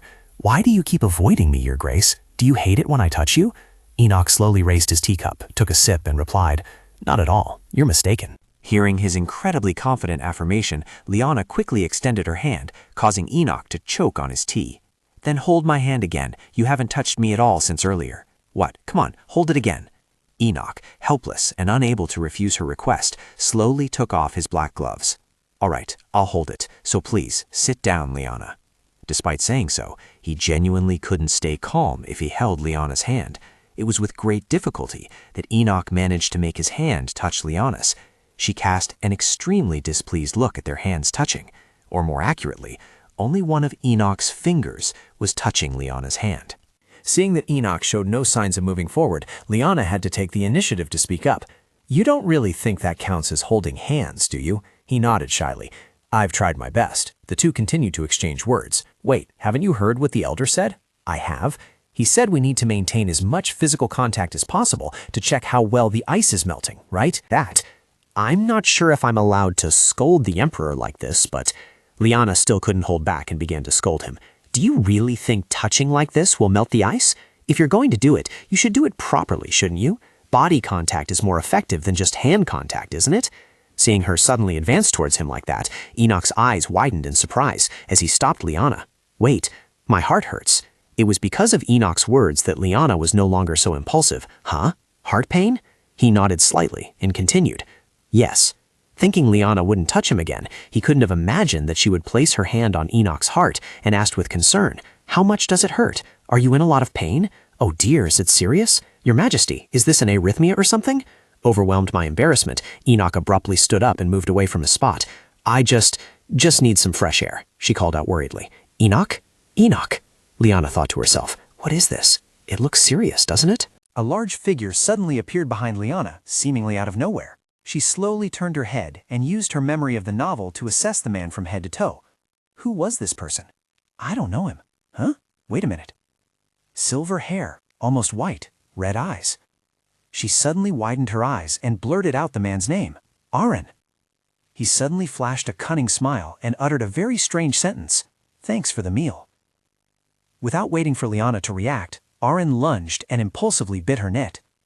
Confused, she thought to herself, "What the hell? Who is this lunatic now?" Before Aren could bite her neck for too long, Liana furiously grabbed his silvery white hair and pulled him away. "Hey!" Liana's actions seemed to momentarily shock him. Her angry, growling face was also quite terrifying, just like a tiger wanting to devour someone alive. The master of the magic tower, Aren, the first male lead of this novel, and one of those who intensely hated Liana, seemingly to get revenge for her tormenting Alicia. He was the type of person who could kiss Alicia's neck in broad daylight, so I always tried to stay away from him. At this very moment, Liana continued to tightly grip his hair and yank it back and forth. "Hey, let go. Do you know why I'm telling you to let go? I'll pull all your hair out." Despite enduring the pain for a long time, Aren still stubbornly refused her. "No, I won't let go. I don't want to." Liana's complexion, which was already not good, was further infuriated by Aren. What kind of person was he? Alicia wasn't even here for him to pounce on. She angrily yelled, "I politely told you to let go, didn't I?" Aren tried to pounce again. "Just one more bite, come on." Liana decisively pushed him away from her. "I already told you to let go, didn't I? Let go of me, you lunatic." Being scolded and acted upon so directly by her, Aren stared at Liana with wide, bewildered eyes. He seemed dizzy and lowered his head to the ground. She, Liana, continued to scold Aren. "Who bites someone's neck right after meeting them? Are you a pervert?" He said pitifully, "I couldn't help it. I smelled something very fragrant." Liana froze, looking into Aren's glowing red eyes, trying to suppress her anger. Why was he making her even angrier? Her voice was softer than before. "So was it delicious, at least?" Aren quickly nodded in response. "Delicious. That's why I want to taste it again." Their bickering had attracted the attention of everyone present. Liana angrily gritted her teeth and growled out each word. "You're insane." She suddenly remembered. Oh, in the original story he had bitten the female lead's neck on their very first meeting. He was never normal to begin with. Who knew how much worse this could become? I need to get him out of here before Enoch sees him. There's no other way. I'll have to hit him one more time. But it seemed it was already too late, because before Liana could hide Aren, Enoch had returned and saw the two of them. "Liana!" As soon as he saw Emperor Enoch, he gaped and pointed. Your Majesty, why is he here?" Liana also looked at him in slight surprise. "Enoch!" Aren suddenly, for unknown reason, covered her mouth and scolded. "Hey, are you crazy? Do you know who that is?" Liana struggled to speak. What's wrong with you?" He continued to remind her, then suddenly realized something was wrong. "You can't just casually call His Majesty by his name like that, or you'll be..." Wait, did he just say Liana? That unruly cousin trying to torment the noble lady? Liana was furious and wanted to escape Aren's grasp, but because her strength was limited, she could only curse silently in her mind. "Let me go if you want me to speak. Damn it, he's incredibly strong." He removed the hand covering Liana's mouth and fell into a moment of contemplation. "Strange. I heard you couldn't use any special energy. Then why do you smell so fragrant? It's strange, very strange." Just as he slowly leaned in, intending to kiss Liana's neck, she immediately regained her composure and pushed Aren away. "What do you think you're doing?" After witnessing this scene for a while, a wave of icy coldness gradually emanated from Emperor Enoch's body. He slowly took a few steps forward, his terrifying voice and knife-sharp eyes simultaneously directed at Aren. "Master of the Magic Tower, step away from Liana." About 30 minutes ago, Enoch quickly left the party and leaned against a wall outside the balcony. His face was still flushed ever since Liana had placed her hand on his wildly beating heart. Embarrassing thoughts kept popping into Enoch's head. "I'm not going to die from this, am I? I want to touch her, but I can't. Exactly when will this situation get better?" The elders had said it would be fine if he just lived normally, but not long ago he had wondered and asked the two elders, "Elders, when the ice melts, will there be any side effects?" At first, his question made both elders very confused. "Your Majesty, what do you mean?" Enoch gazed distantly at the scene outside the window and said, "Ever since that day, my body has been acting strangely." Elder Hack and Elder Bach anxiously moved closer to him. "What's wrong, Your Majesty? Is something happening to your body? Could you tell me the symptoms, Your Majesty?" He slowly turned his head. "I don't know. Ever since I kissed Liana, my heart keeps pounding, and my face flushes even when there's no physical contact." Hearing the words Enoch used to describe, the two elders stared wide-eyed in astonishment. Enoch gently touched his fingertips to his lips to feel, then continued. "When our eyes met, my mind went blank, and I kept thinking about her even when she wasn't near, and my lips did too. What do you think? You two also find these symptoms strange, don't you? My heart also keeps fluttering." The Black Elder's gaze changed in an instant. "No, Your Majesty, this is just..." But before he could finish his answer, the white elder next to him raised a hand to cover his mouth. The white elder spoke up with a serious expression. "Yes, Your Majesty, this appears to be a healing crisis reaction." Enoch repeated these unfamiliar words in surprise. A healing crisis reaction? He nodded and continued, leaving the black elder beside him gaping in surprise. "Yes, this is just a natural reaction as the body improves. Please don't worry, Your Majesty." At that moment, the black elder spoke up, slightly indignant. "Are you crazy? How could this possibly be a healing crisis reaction?" The white elder retorted playfully, intending to completely dismiss his thoughts. "What are you talking about? If not now, when else would we get a chance to tease His Majesty?" Having received the two elders' conclusion, Enoch asked anxiously, "So what should I do? Should I just leave it be?" The white elder smiled contentedly and offered him a solution. "It's not difficult, Your Majesty. If you continue to interact with the young Marquez as usual, you will soon feel better." The recollection of that day ended. Returning to the present, Enoch gloomily clutched his racing heart. "At this rate, my heart won't be able to take it. Will it really get better?" He silently felt each beat in his heart and secretly denied, "No, even if this is proof that I'm gradually recovering, why do I feel so unwelcome?" Perhaps this is simply an instinct to seek warmth, now that I've experienced it, whenever I see Liana. I want to touch her again. I want her to touch me, but my heart feels this way. Especially when Liana is close to me, my face flushes even before I touch her. Is this because my heart is beating too fast? But I've calmed down when I'm alone. I should ask the elders about medicine to slow down my heart rate. As those thoughts crossed his mind, Enoch quickened his pace to return to the hall. But the moment the door swung open, his eyes were met with the sight of Aaron, the master of the magic tower, about to lunge and kiss Liana's neck. Closing that memory, in the present moment, Aaron was utterly stunned by the series of events that had just unfolded. What the hell? He froze for a few seconds, unable to process what was happening. Just a few seconds later, Aaron wanted to raise his hands and explain to Emperor Enoch, who stood high and mighty before him, then make a run for it. "Look, this was just an accident. An accident! Ah, right, I suddenly remembered I have urgent business." Liana, furious, wanted to settle the score properly with Aaron. "Hey, where are you going? If you bite someone's neck, you should apologize before leaving." Panicked, he quickly activated a spatial teleportation gate. I really have something to do right now. No, it's super urgent. I honestly didn't even realize I did that." She angrily yelled again. "Hey!" Honestly, why do I keep running into such strange people? As she said this, Liana realized that the person next to her seemed to be in a rather bad mood. "Enoch, what's wrong?" He gently rubbed the bite mark Aaron had left earlier and called her name. "Liana, do you also caress the Tower Master the way you do with me?" In the middle of a desolate, silent forest, Enoch's carriage slowly rolled along the narrow path. Liana sat silently opposite Enoch for a long time.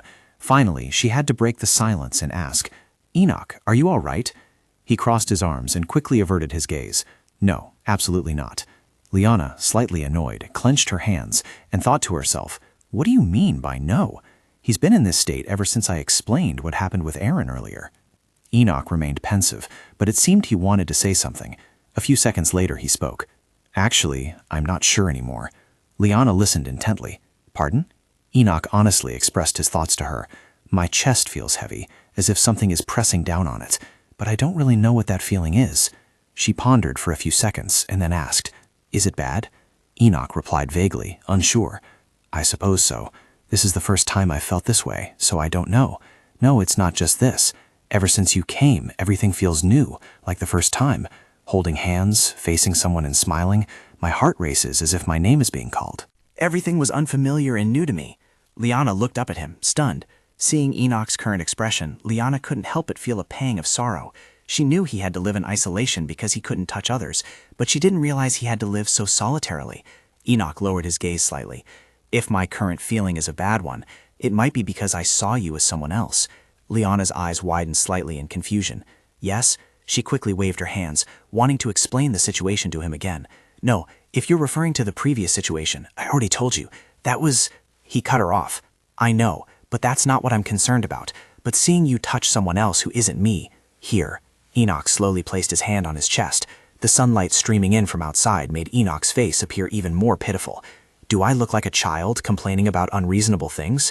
Liana immediately interjected. "No, not at all," Enoch continued, but this time pain seemed to envelop him more than before. "It's just that you're the only one I can touch, Liana. You are the only one for me, yet you can touch anyone else. That fact Even though I know it's obvious, my heart feels heavy. Liana worriedly whispered his name. Enoch. Thoughts flooded her mind. Is this what it feels like when your first friend goes and makes new friends? With Enoch, I'm probably like his friend. But Enoch was also the first person I talked to after transmigrating into this novel. Thinking this, Liana gathered all her courage to assert to him, the same goes for me. Upon hearing this, the sadness in Enoch's heart seemed to vanish, and he quickly looked up. What did you say? Liana stood up and firmly placed her hand on her chest. You, Sir Enoch, are also the only one for me. After making that firm declaration, Liana gently stepped closer to him and placed her hand on Enoch's head. The two looked into each other's eyes under the gentle sunlight, creating an incredibly romantic scene. Enoch looked up at her, slightly surprised. Liana, what is this about? Liana replied to him, her voice a little louder. It's not like I can just touch anyone, you know. The only ones I touch like this are Enoch and Ariel. Enoch's pitiful gaze lit up again. Really? She quickly nodded, then gave a very practical comparison between Enoch and Aaron, one a neatly sculpted mouse, the other a torn-apart fox. That's right, that scoundrel from earlier. I didn't caress him, I tore him apart. Enoch is the only adult man whose hair I will stroke. And that won't change, so you don't need to worry. Enoch's mood changed dramatically after being comforted by Liana for a while. He broke into a radiant smile, like a frozen snowflake basking in the warm sunlight, as he looked at Liana. All right, if you say so, Liana, I will believe you. This exceedingly handsome face, once again displaying such a captivating smile, truly made her blush uncontrollably. As their hands were tightly clasped, Liana couldn't stop thinking, why is my heart pounding like this? At this rate, Enoch will hear every beat. I should back off for now. Seeing Enoch wouldn't let go of her hand, Liana turned her face away and asked, what's wrong? He slowly raised his head to look at her. So that means only I am allowed to touch you, right, Liana? She blushed and nodded. That's right. Enoch suddenly spoke, then leaned down next to Liana's neck. Then, his action made Liana's shy expression almost completely disappear. She looked at Enoch in surprise. He gently rubbed the bite mark on Liana's neck. I just erased all traces of the Tower Lord's touch on you, and it's the same here. Let me be the only one to touch you. It was then that Liana realized his somewhat overzealous action. What are you doing? Enoch quickly reached out to support her body. Oops, you'll fall, Liana. She awkwardly struggled, wanting to escape his embrace. That's not the issue right now. Enoch's usual sharp gaze began to take on a pitiful, sorrowful look. When he touched the bite mark, Liana winced slightly in pain. Ah! Enoch placed her on his lap and tenderly said, It's swollen, very swollen. Liana smiled and continued, You bit too hard. A sudden surge of remorse, appearing from nowhere, welled up in Enoch. If I had been with you sooner, this wouldn't have happened. I'm sorry, Liana. Her head gradually began to buzz, and Liana shook her head vigorously in response. I'm fine, really, but could you please move back a little? She thought to herself, everything felt like it was about to explode. If he kept this up, he would surely hear her booming heartbeats.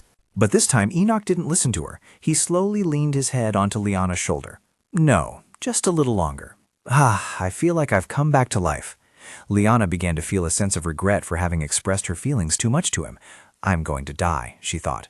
Where was the man who would blush and flee at the slightest touch? A few seconds later, Enoch lifted his head and called out, Liana. She quickly composed herself, preparing to listen to his words. Yes? However, Enoch just kept repeating her name. Liana. That left Liana utterly confused. Why do you keep calling me? Enoch gazed seriously into Liana's gem-like blue eyes. What you said just now? Do you really think that? She widened her eyes and asked, Think what? He felt he didn't have the confidence to say this, so he lowered his head. That only I am allowed to touch you? That... Liana looked at him, a little flustered, unsure how to respond. It was just an excuse she'd made in a moment of panic, but now, denying it, felt... After a moment of not receiving an answer from her, Enoch impatiently urged, Answer me. Liana had no choice but to nod in agreement. Yes, only you, Enoch. Liana's words seemed to fuel Enoch's intensity even further. Really? Then promise me you'll never let anyone else touch you again. Liana closed her eyes tightly and smiled. All right, I promise. But Enoch seemed a little disappointed. Just words? Liana's face immediately went blank. Wasn't just saying it enough? Or were there some royal rules for this too? After thinking for a few seconds, Liana suddenly remembered something and raised her pinky finger to him. Ah, do you want to do this? Enoch looked at her finger, bewildered, not understanding. What is this? Liana used both her hands to explain and demonstrate for Enoch. A pinky promise, like this. After watching, Enoch seemed to understand somewhat. A kind of blood oath? Liana didn't think he was wrong. Something like that. Enoch's face flushed again, but it wasn't as hot as the previous times. He clasped his hands together, then extended one hand to make a pinky promise with Liana. Enoch asked, "Like this?" Liana smiled, the sunlight streaming in from outside, making her smile even brighter. "Yes, then we seal it? Ta-da! All done." Enoch looked surprised at his pinky finger still in the air. "That's it? It's done?" Liana tilted her head and smiled. "Yes, simple, right? If someone breaks the promise, they have to grant a wish." Oh wait, Enoch, your hair, it's all messy. Enoch sat obediently, letting her tidy his hair. It really was. Liana withdrew her hand. "Why are you smiling? I just teased you about your messy hair." Enoch, still smiling brightly, replied, "Because I am happy." Liana was so astonished, she was stunned. "Huh? About what?" Enoch clasped his hands together, pulling Liana into a tighter embrace. He also recalled the somewhat overly intimate image of Iran and Liana at the party earlier. "Actually, when I saw you with the third prince just now, I was very scared. I thought I would lose you, but now, knowing that only I have this with you, it makes me happy, so it seems I can't stop smiling." Seeing his happiness, Liana couldn't help but feel happy too. Since when did a tyrant become so gentle? Although this was still before Enoch fully entered his brutal reign, this was truly the same person as the one who wielded the sword. Pushing aside the jumbled thoughts in her head, Liana continued talking to him about what had just happened. "You won't do that again, right?" Enoch asked her. "Do what?" Liana shyly closed her eyes tightly. "That nose-touching thing. Don't do it again." Enoch seemed reluctant to accept her request. "Why?" Liana let out a helpless sigh. "Why? It's just don't do it anymore, okay?" She silently watched him, leaning his head against her. How would he truly survive in this cruel world? Liana gently stroked his hair. "We're here, Your Majesty. Let's go before people misunderstand." Enoch still didn't want to break free from Liana's embrace, but he nodded in agreement. "All right."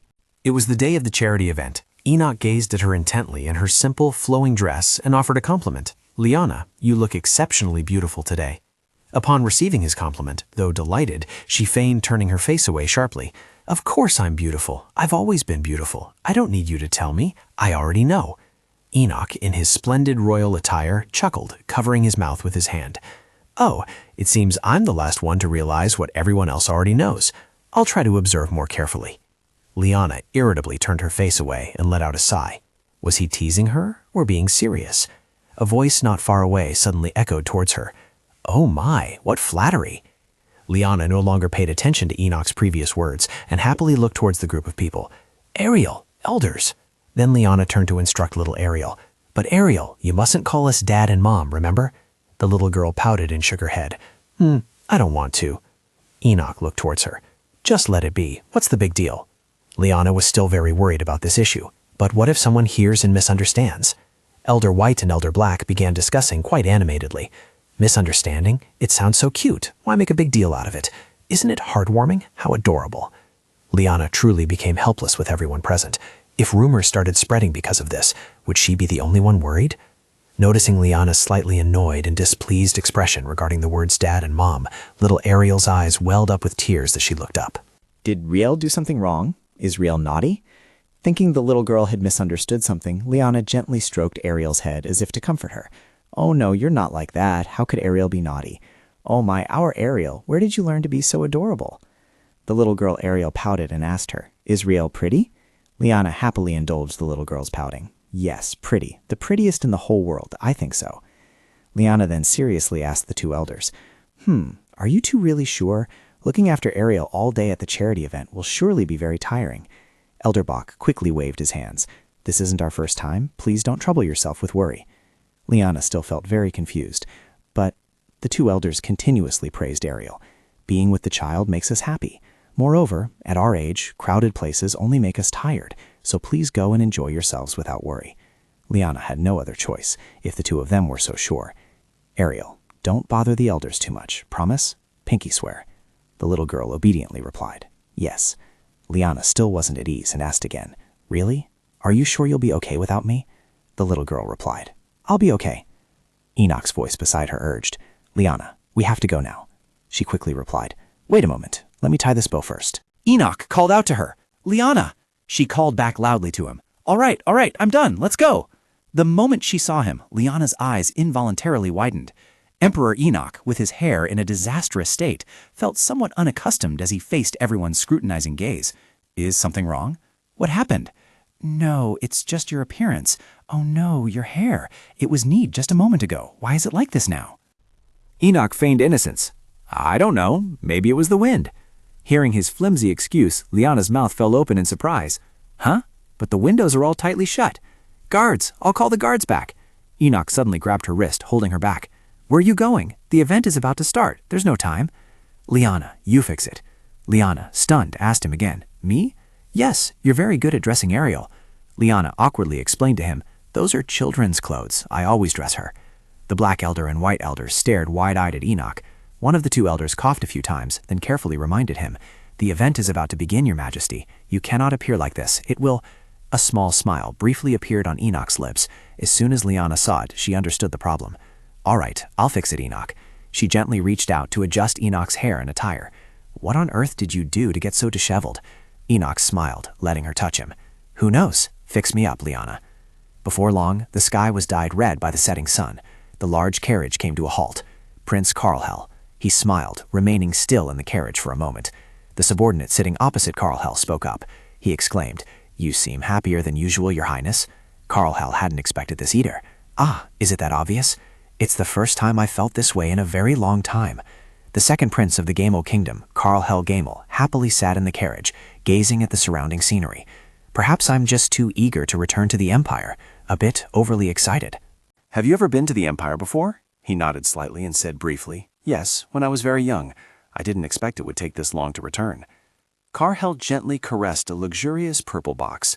His subordinate still seemed extremely worried about Enoch. Your Highness, you must be careful when near the Emperor. He laughed loudly. The Emperor? Ha! I heard the Crown Prince has ascended the throne. The subordinate nodded and said, Yes, unlike the late Emperor, the current Emperor is rumored to have an unpredictable temperament. Karlhel covered his mouth with his hand, chuckling upon hearing the words his subordinate used to describe Enoch. Unpredictable temperament? That Crown Prince?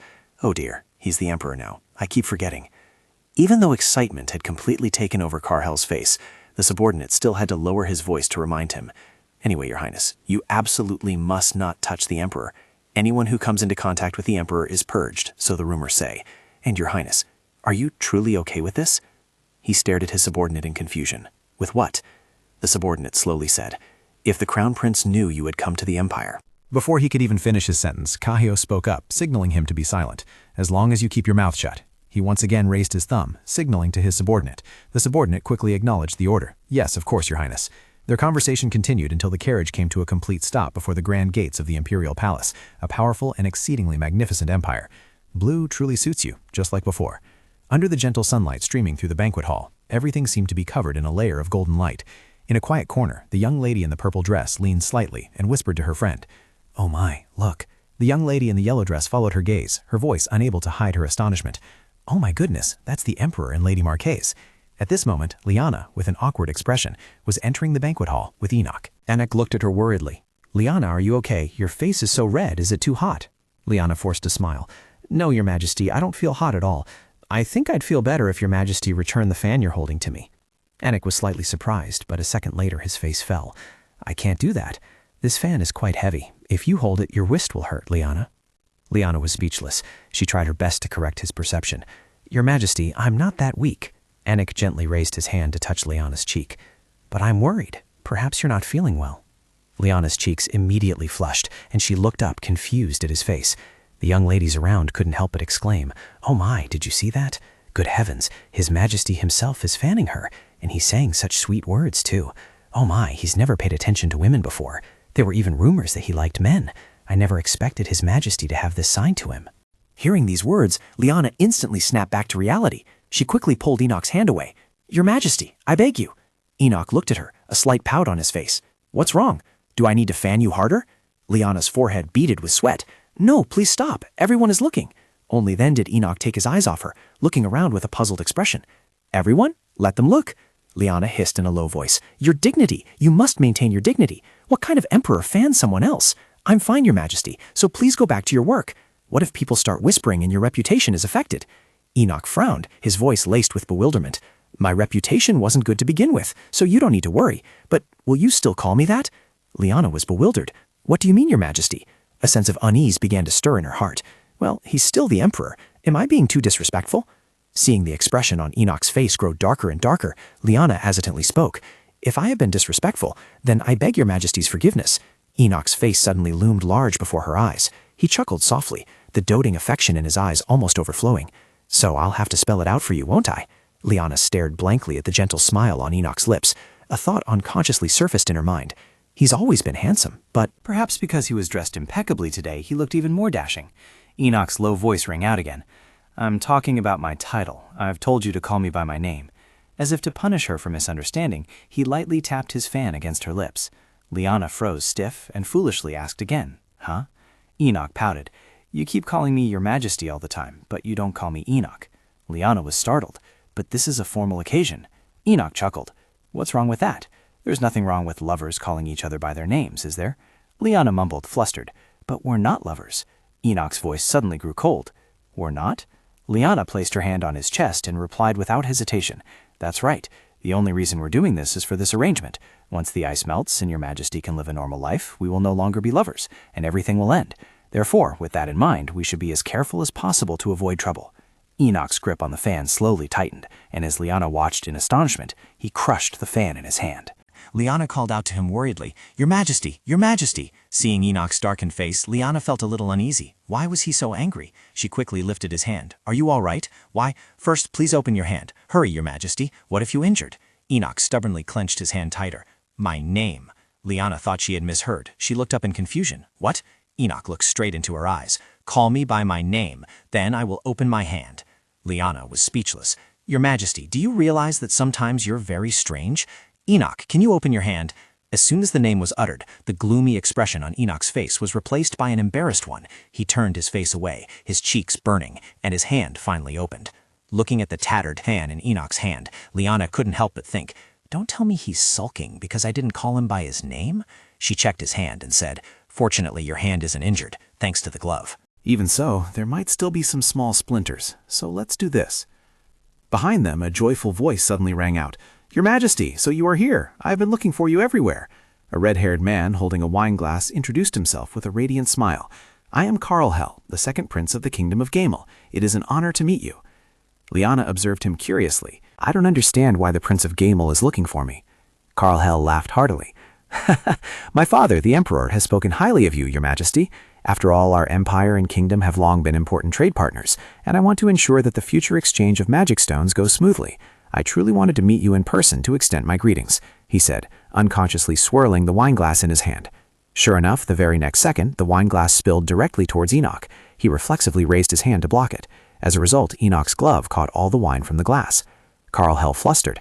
Oh no, Your Majesty, are you all right? I got a bit carried away and accidentally. I am truly sorry. Your clothes and gloves are all wet. Hearing the commotion, Liana anxiously ran over. What happened? Enoch reassured her. The Prince of Gamel just accidentally spilled a little wine. It's nothing serious. I have a spare pair of gloves with me, so it'll be fine. His face suddenly stiffened. Liana called out in confusion. Your Majesty. Enoch turned back to look at her with a wry smile. It seems I've forgotten my gloves. I was too complacent, thinking I'd be fine with you by my side.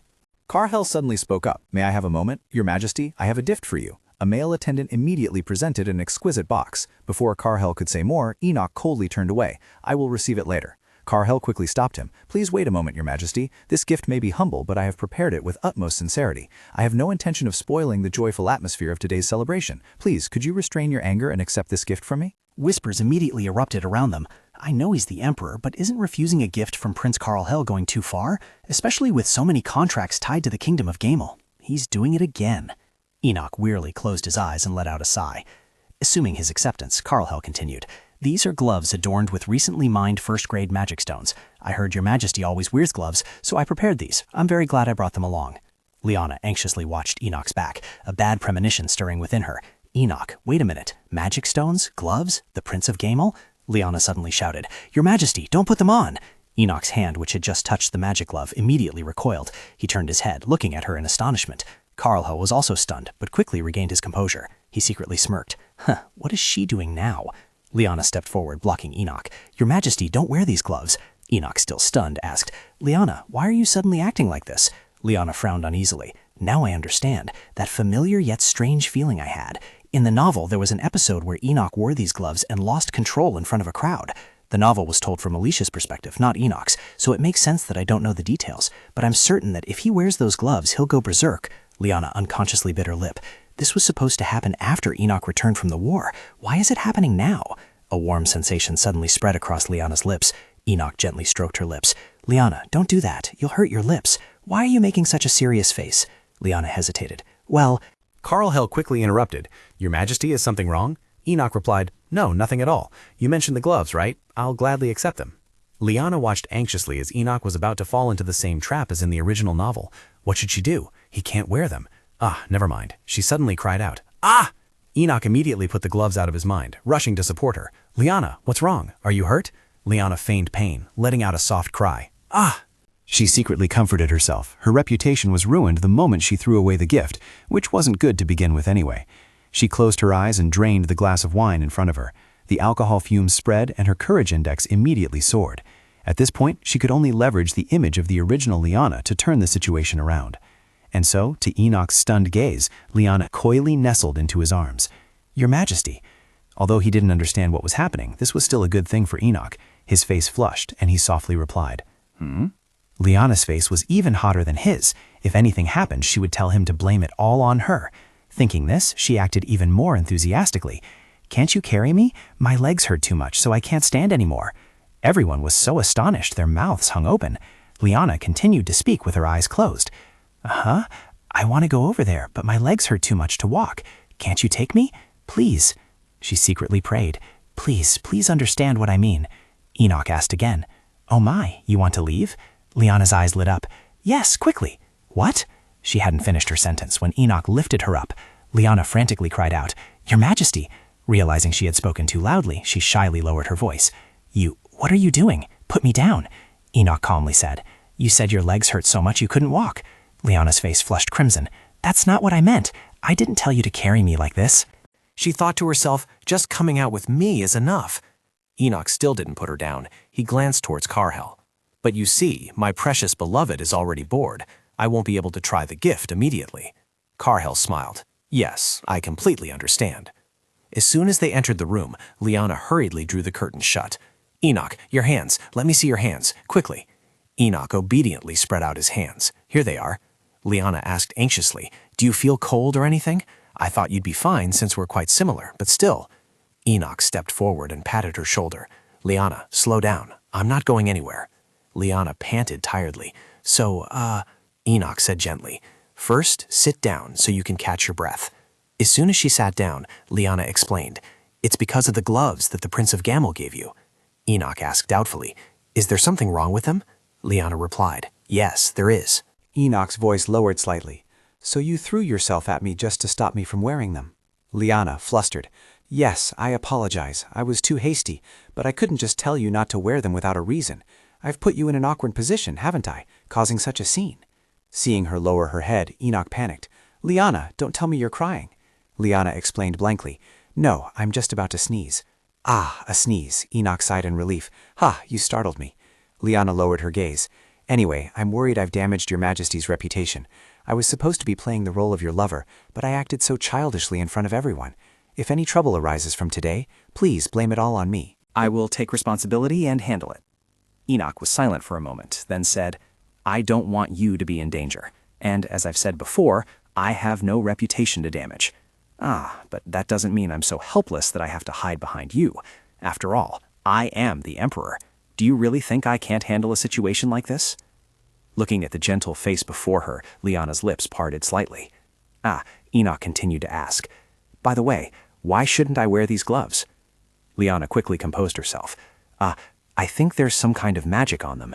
As soon as you put them on, your power will go out of control. Enoch looked at her in surprise. Out of control? Liana sighed. Yes, but I couldn't say that in front of everyone, so in my haste, Enoch suddenly cut her off. Liana, there's something I'm curious about. How did you know? How did you know there was something wrong with the gloves? Liana stared at him blankly, a sense of crisis rising within her. Damn it, I can't say it's because I transmigrated and read about it in a book. How am I supposed to explain this? Thank you for watching today's video. Our story continues with many exciting developments ahead, so don't forget to like and subscribe to support us and not miss the latest episodes. We wish you relaxing and enjoyable moments, and we'll see you in the next video. Thank you for watching.